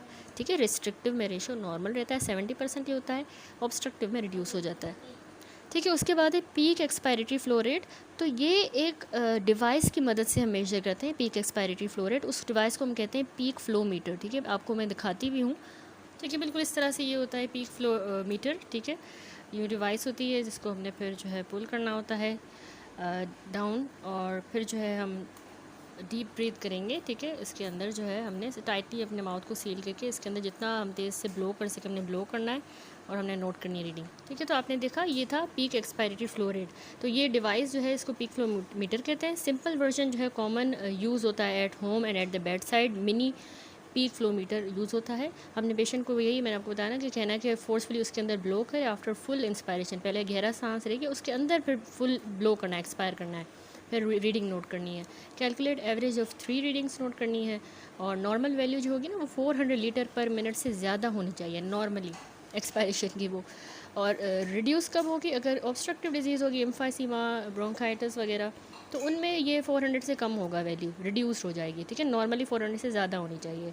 तो ये बहुत ही एक अच्छा useful bed side and home assessment होता है एयरवे की ऑब्स्ट्रक्शन को देखने का, और इससे हम रिस्पॉन्स टू ट्रीटमेंट को भी असेस कर रहे होते हैं। ठीक है, इसके अलावा aspiration of the pleural fluid. अब देखिए प्लूरल फ्लूइड की जो एस्पायरेशन है ना, डायग्नोस्टिक एस्पायरेशन हम तब करते हैं जब हमें इफ्यूजन की वजह नहीं पता, उसका कॉज नहीं पता, तो हम डायग्नोस्टिक एस्पायरेशन करते हैं। ठीक है, उसमें क्या होता है कि एक स्टेराइल नीडल होती है, यहाँ पर देखिए पिक्चर में ज़्यादा अच्छे से आपको समझ आएगा कि इसमें जो है ना स्टेराइल नीडल हमने इंसर्ट करनी होती है पोस्टीरियरली, वो भी कहाँ पे, एट द साइट ऑफ जहाँ पे मैक्सिमम डलनेस है वहाँ हम इंसर्ट करेंगे। 20 ml जितना फ्लूइड हम एस्पायरेट करते हैं और उसको फिर हम भेज देते हैं प्रोटीन्स और शुगर की कैलकुलेशन के लिए। ठीक है, 20 ml निकालते हैं। तो प्रोटीन और शुगर के एस्टिमेशन के लिए नंबर और टाइप ऑफ सेल कौन सा है, स्टेनिंग के लिए कल्चर और साइटोलॉजी वगैरह इसकी होगी इस फ्लूइड की। ठीक है, लार्ज क्वांटिटी को अगर हम ड्रेन करना चाह रहे हैं तो हमें स्लो कंटिन्यूस एस्पायरेशन करनी है। ज़्यादा फ्लूइड है, लार्ज क्वांटिटी है, तो स्लोली और कंटिन्यूस एस्पायरेशन करनी है थ्रू अ गिविंग सेट। ठीक है, अगर यानी उसमें प्लूरल फ्यूजन जो है वो रेस्पिरेटरी डिस्ट्रेस करवा रही है ना, तो इसलिए हमें फिर उसको गिविंग सेट लगा के उसको स्लोली कंटिन्यूसली उसको एस्पायर करना होता है। ठीक हो गया। अब क्या वजूहत है क्यों ये प्लूरल इफ्यूजन होती है, तो प्लूरल इफ्यूजन अलग एक टॉपिक है जो रेस्पिरेटरी मेडिसिन में हम डिस्कस कर चुके हैं। यहाँ पे देख लें, एक समरी है एक किस्म की, एक्सुडेटिव होती है, दूसरी ट्रांसुडेट। ठीक है, प्लूरल इफ्यूजन अगर 3 ग्राम प्रोटीन पर डेसीलीटर में, अगर 3 ग्राम से ज़्यादा प्रोटीन है पर डेसीलीटर में, तो हम कहेंगे ये एक्सुडेट है। ट्रांसुडेट होता है प्रोटीन पुअर, उसमें 3 ग्राम से कम प्रोटीन होंगे पर डेसीलीटर में। ठीक है, तो ट्रांसुडेट है। तो जो प्रोटीन रिच है जिसमें ज़्यादा प्रोटीन है एक्सुडेट, वो टीबी की वजह से होता है इफ्यूजन, मैलिग्नेंसी की वजह से।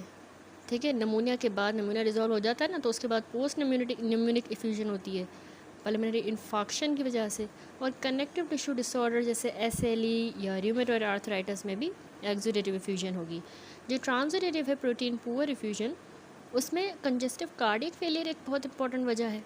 ठीक है, हाइपोप्रोटीनीमिया जिसमें नेफ्रोटिक सिंड्रोम हो जाए तो उसकी वजह से भी ट्रांसुडेटिव इफ्यूजन बनेगा लंग्स में।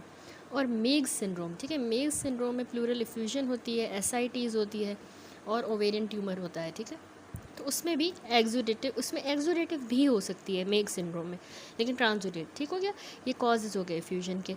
अब डिफरेंशियल डायग्नोसिस इसने थोड़ी सी बताई है प्लूरल फ्लूइड की। इसमें इसने बताया है कि कंडीशंस डिफरेंट जिसमें हम प्लूरल फ्लूइड का भेजते हैं ना, तो उसमें एक तो ट्यूबरकुलोसिस में हमें जो कलर ऑफ फ्लूइड मिलेगा वो स्ट्रॉ कलर का होगा, याद रखिएगा। टीबी की वजह से अगर हुआ है तो वो स्ट्रॉ कलर का होगा फ्लूइड, या हेमरेजिक भी हो सकता है, ठीक है। टीबी में जो है वो मैंने आपको बताया एक्सुडेटिव है, तो उसमें मोर देन 3 ग्राम पर डेसीलीटर प्रोटीन्स होंगे। और सेल्स की टाइप्स प्रीडोमिनेंटली आपने याद रखना है, लिम्फोसाइट्स हमें टीबी में मिलते हैं। अदर फीचर्स हैं कि उसमें एसिड फास्ट बेसिलाई भी आइसोलेट हो सकता है from the fluid on the zeal Nelson staining और कल्चर, ठीक है। एसिड फास्ट बेसिलाई मिल सकता है, या डीएनए भी डिटेक्ट हो सकता है माइकोबैक्टीरियम ट्यूबरकुलोसिस का। मैलिग्नेंसी में जो फ्लूइड का कलर है ना वो हेमरेजिक होता है यूजुअली।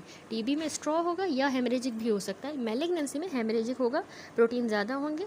सेल्स आरबीसी है मैलिग्नेंसी में, ठीक है। और मैलिग्नेंट सेल्स भी हमें साइटोलॉजी पे मिल सकते हैं। जो नमूनिया के बाद डिफ्यूजन होती है पोस्ट नमूनिक, वो भी स्ट्रॉ कलर की है, ज़्यादा प्रोटीन्स हैं उसमें, मेनली उसमें पोलीमॉर्फ न्यूट्रोफिल्स मिलेंगे, ठीक है, नमूनिया के बाद। और वो स्टीराइल होगा ऑन कल्चर। इन्फेक्शन के बाद जो होती है वो हेमरेजिक कलर का होगा, प्रोटीन ज़्यादा होंगे, आरबीसीज होंगे। और डायग्नोसिस हम अदर फीचर की बेसिस पे करते हैं of the disease. Connective tissue disorder में straw coloured fluid, more than 3 gram protein, lymphocytes ज़्यादा होंगे, ठीक है। कनेक्टिव टिश्यू में भी लिम्फोसाइट्स हैं, टीबी में भी लिम्फोसाइट्स थे, और बाकी इसमें कोई एडिशनल फीचर नहीं। कंजेस्टिव कार्डियक फेलियर में स्ट्रॉ कलर तो है, लेकिन अब इसमें ये एक्सुडेट है, ट्रांसुडेट यानी प्रोटीन पुअर है। इसमें कंजेस्टिव कार्डियक फेलियर में प्रोटीन्स कम है, लेस दैन 3 ग्राम पर डेसीलीटर, मेनली मीजोथीलियल सेल्स हमें मिलेंगे, ठीक हो गया। लास्ट अब इसने थोड़ा सा रेस्पिरेटरी फेलियर को बताया है कि रेस्पिरेटरी फेलियर हम तब कहेंगे कि पेशेंट को प्रेजेंट है अगर उसका पार्शियल प्रेशर ऑफ ऑक्सीजन जो है ना 8 किलो पास्कल से कम है। ऑक्सीजन का पार्शियल प्रेशर 8 किलो पास्कल से कम है, यानी 60 मिलीमीटर मर्करी से कम है, या उसका पार्शियल प्रेशर कार्बन डाइऑक्साइड का ज़्यादा है। कितना ज़्यादा? 6.5 किलो पास्कल से ज़्यादा है, यानी 50 मिलीमीटर मर्करी से ज़्यादा है। तो कार्बन डाइऑक्साइड बढ़ गई है, पार्शियल प्रेशर कार्बन डाइऑक्साइड का ज़्यादा हो गया, मोर देन 6.5, ऑक्सीजन का कम हो गया, लेस देन 8, ठीक है। तो उसको कहेंगे इसको रेस्पिरेटरी फेलियर हुआ है। ये वैल्यूज़ आपने याद रखनी है, ऑक्सीजन 8 से कम हुई है, कार्बन डाइऑक्साइड 6.5 किलो पास्कल से ज़्यादा हुई है। तो उसमें टाइप्स हमारा एक टाइप 1 रेस्पिरेटरी फेलियर होता है, दूसरा टाइप 2 होता है। टाइप 1 में ऑक्सीजन तो रिड्यूस होती है, लेस देन 8 होती है, लेकिन कार्बन डाइऑक्साइड टाइप 1 में नॉर्मल ही रहती है या लो होगी, बढ़ेगी नहीं, नॉर्मल या लो कार्बन डाइऑक्साइड, तो उसको टाइप 1 कहेंगे, ठीक है। ऑक्सीजन, ठीक है। टाइप 1 रेस्पिरेटरी फेलियर में पार्शियल प्रेशर ऑक्सीजन का तो रिड्यूस हुआ है, लेकिन कार्बन डाइऑक्साइड का नॉर्मल या लो होगा। तो क्यों टाइप 1 रेस्पिरेटरी फेलियर होता है? ऑक्सीजन कम हो जाती है, ब्रोंकियल एस्थमा, ठीक है। ये डिफरेंट वजूहात है। ब्रोंकियल एस्थमा में टाइप 1 रेस्पिरेटरी फेलियर मिलता है नमूनिया की वजह से, पल्मोनरी इडीमा, जब पल्मोनरी एम्बोलिज्म होता है तो टाइप 1 फेलियर होगा, और एलर्जिक एंड फाइब्रोजिंग एल्वियोलाइटिस, ठीक है। इन सब में मतलब पार्शियल प्रेशर ऑक्सीजन का तो कम हो जाता है, asthma, pneumonia, oedema, embolism, allergic fibrosing alveolitis, लेकिन कार्बन डाइऑक्साइड नॉर्मल ही रहेगी या लो होगी, ठीक है। अब टाइप 2 रेस्पिरेटरी फेलियर में ऑक्सीजन रिड्यूस होगी, कार्बन डाइऑक्साइड बढ़ेगी, जो हमने डेफिनेशन दी की रेस्पिरेटरी फेलियर की। तो वो क्यों कार्बन डाइऑक्साइड ज़्यादा हुई है, ऑक्सीजन कम हुई है, या तो क्रोनिक ब्रोंकाइटिस है, एम्फाइसीमा, ठीक है, कार्बन डाइऑक्साइड निकल रही नहीं, एक्सपायरेशन नहीं हो रही, प्रोलॉन्ग हो जाती है ना इनमें, ऑब्स्ट्रक्टिव डिजीज़ में, ब्रोंकाइटिस, एम्फाइसीमा, ठीक है, उनमें होगा type 2 respiratory failure. Respiratory paralysis हो जाए, सिवियर अगर काइफोस्कोलियोसिस हो, रेस्पिरेटरी सेंटर का डिप्रेशन हुआ है नारकोटिक्स की वजह से या सेडेटिव ड्रग्स से, या सिवियर अक्यूट ब्रोंकियल एस्थमा हुआ हो, तो उसमें भी हमें टाइप 2 रेस्पिरेटरी फेलियर मिलता है, ठीक हो गया। That's it. तो यहाँ पर हमारा ये सारा जो है टॉपिक कंप्लीट हुआ एग्जामिनेशन का। दोनों बुक से हमने कंप्लीट किया, ठीक है, मैक्लियोड से और बेडसाइड मेडिसिन से। अच्छा जी, अब ये कुछ चार्ट्स हैं मैक्लियोड से इम्पॉर्टेंट, ये आप देख लें थोड़े से, कि कैटेगरीज ऑफ रेस्पिरेटरी डिस्ट्रेस और जो एसोसिएटेड फीचर्स हमें हिस्ट्री और एग्जामिनेशन पे मिलते हैं, ठीक है। तो देखें, इन्फेक्शन कैटेगरी है सबसे पहली, इन्फेक्शन अगर होता है, इन्फेक्शन में भी अगर अक्यूट ब्रोंकाइटिस हुआ, एग्जासर्बेशन ऑफ सीओपीडी या नमूनिया, सबसे पहले देखिए अक्यूट ब्रोंकाइटिस है, तो उसमें हिस्ट्री में हमें क्या मिलेगा? अक्यूट ब्रोंकाइटिस में कफ होगी, साथ में बलगम स्पूटम भी है, वीज़ भी मिलेगा, और अक्यूट ऑन क्रोनिक डिस्निया मिल सकता है। तो ये इसमें जो हमें एग्जामिनेशन में सजेस्टिव फीचर मिलता है ना, वो होगा पोलीफोनिक वीज़, ठीक है, मल्टीपल हमें वीज़ मिलेंगे, ठीक है, अक्यूट ब्रोंकाइटिस में। और अगर इन्फेक्शन में अगर कह रहा है अगर एग्जासर्बेशन होती है ना COPD की इन्फेक्शन की वजह से तो उसमें हमें फीचर पेशेंट आएगा कफ के साथ, म्यूकोपरुलेंट स्पूटम होगा, ठीक है। एंकल पे हमें स्वेलिंग मिलेगी। अब एंकल स्वेलिंग जो है कोर पल्मोनेल की वजह से हो सकती है। हेडेक होगा, हेडेक मैंने आपको बताया मॉर्निंग हेडेक्स भी उसमें हाइपर कैप्निया की वजह से होते हैं, बहुत ज़्यादा कार्बन डाइऑक्साइड रिटेंशन है ना, ऑब्स्ट्रक्टिव डिजीज़ है, तो उसमें हेडेक भी होगा उसको, ठीक है। तो एग्जामिनेशन पे हमें हाइपर इन्फ्लेशन मिलेगा, ब्रेथ साउंड्स क्वाइट होंगे, पोलीफोनिक वीज यहाँ पे भी है, फ्लैपिंग ट्रेमर कार्बन डाइऑक्साइड की रिटेंशन की वजह से, और एंकल इडीमा हमें मिलेगा कोर परमानेंट, ठीक है। लेकिन अगर नमूनिया का पेशेंट आया है तो वो प्रेजेंट करेगा फीवर, राइगर, प्ल्यूरिटिक पेन याद रखिएगा, ठीक है, और उसको रस्टी स्पूटम होगा, लॉस ऑफ एपेटाइट होगी, ठीक है। अगर लोबार नमूनिया है तो डल परकशन होगी, ठीक है, परकशन और हमें डल मिलेगा, ब्रोंकियल ब्रीदिंग मिलेगी, ब्रोंकियल टाइप ऑफ, ठीक है, कंसोलिडेशन वगैरह की वजह से कैविटेशन हो जाती है तो ब्रोंकियल होगी, वोकल रेजोनेंस ज़्यादा हो जाएगा, ठीक हो गया। इसी तरह मैलिग्नेंसी में, मैलिग्नेंसी जो है ना कैसे प्रेजेंट करती है, इंसीडियस ऑनसेट होता है मैलिग्नेंसी का, उसमें पेशेंट का वज़न कम हो गया होगा, उसको खांसी होगी, उल्टी, मतलब खांसी में फिर खून भी आएगा, हेमोप्टाइसिस, ठीक है, और परसिस्टिंग पेन रहेगा उसको, मैलिग्नेंसी का ऐसे प्रेजेंट करेगा। मैलिग्नेंसी में एग्जामिनेशन में आपको ना लिम्फ एडिनोपैथी मिलेगी, सर्वाइकल लिम्फ एडिनोपैथी, फिंगर्स में क्लबिंग मिलेगी, लोबार या लंग कोलैप्स के साइंस मिल सकते हैं विथ या विदाउट इफ्यूजन, ठीक है। मैलिग्नेंसी में इफ्यूजन हो भी सकती है, नहीं भी हो सकती, कोलैप्स के साथ, लोबार या लंग कोलैप्स। फाइब्रोसिस वाला पेशेंट आएगा लेकिन कफ होगी उसको, कफ के साथ उसको प्रोग्रेसिव डिस्निया की complain, cough and progressive dyspnoea, तो एग्जामिनेशन पे हमें tachypnoea, finger clubbing, central cyanosis और एक बहुत important point inspiratory fine crackles at the base मिलेंगे, ठीक है। टैकिपनिया होगा, finger clubbing, central cyanosis, fine crackle at the base, वो भी इंस्पायरेटरी क्रैकल। प्लूरल इफ्यूजन का पेशेंट है, सॉरी पल्मोनरी फाइब्रोसिस का, ठीक है, ये हमने देखा सारा। प्लूरल इफ्यूजन जो है उसमें भी प्रोग्रेसिव डिस्निया है, लेकिन इसमें कफ नहीं है, लेकिन वहाँ कफ था। इफ्यूजन हुई है ना तो यूनिलेटरल बेजल डलनेस होगी, डलनेस मिलेगी हमें, ठीक है, और रिड्यूस्ड ब्रेथ साउंड्स होंगे। एम्बोलिज्म का पेशेंट है, डिपेंड करता है लार्ज एम्बोलिज्म है, मीडियम या मल्टीपल स्मॉल है। लार्ज होगी तो ऑब्वियसली सडन किस्म का सिवियर डिस्निया होगा, याद रखिएगा। एग्जामिनेशन पे हमें नॉर्मल ब्रेथ साउंड ही मिलेंगे। लेकिन मीडियम एम्बोलिज्म है तो एपिसोड्स होंगे प्लूरिटिक पेन के और हेमोप्टाइसिस भी होगी। एग्जामिनेशन पे प्लूरल रब होंगे, अगर इन्फाक्ट हो गया ना तो क्रैकल्स भी मिलेंगे, वरना प्लूरल रब और एडिड साउंड्स में क्रैकल्स, ठीक है, इफ इनफैक्ट। मल्टीपल स्मॉल अगर एम्बोल आए हैं तो उसमें प्रोग्रेसिव डिस्निया होगा, जेवीपी बढ़ेगी, residual volume heave and loud P2, ठीक है, P2 भी हम चेक करें ना, पाल्पेशन में भी चेक करें तो वो लाउड P2 मिलेगा, ठीक है।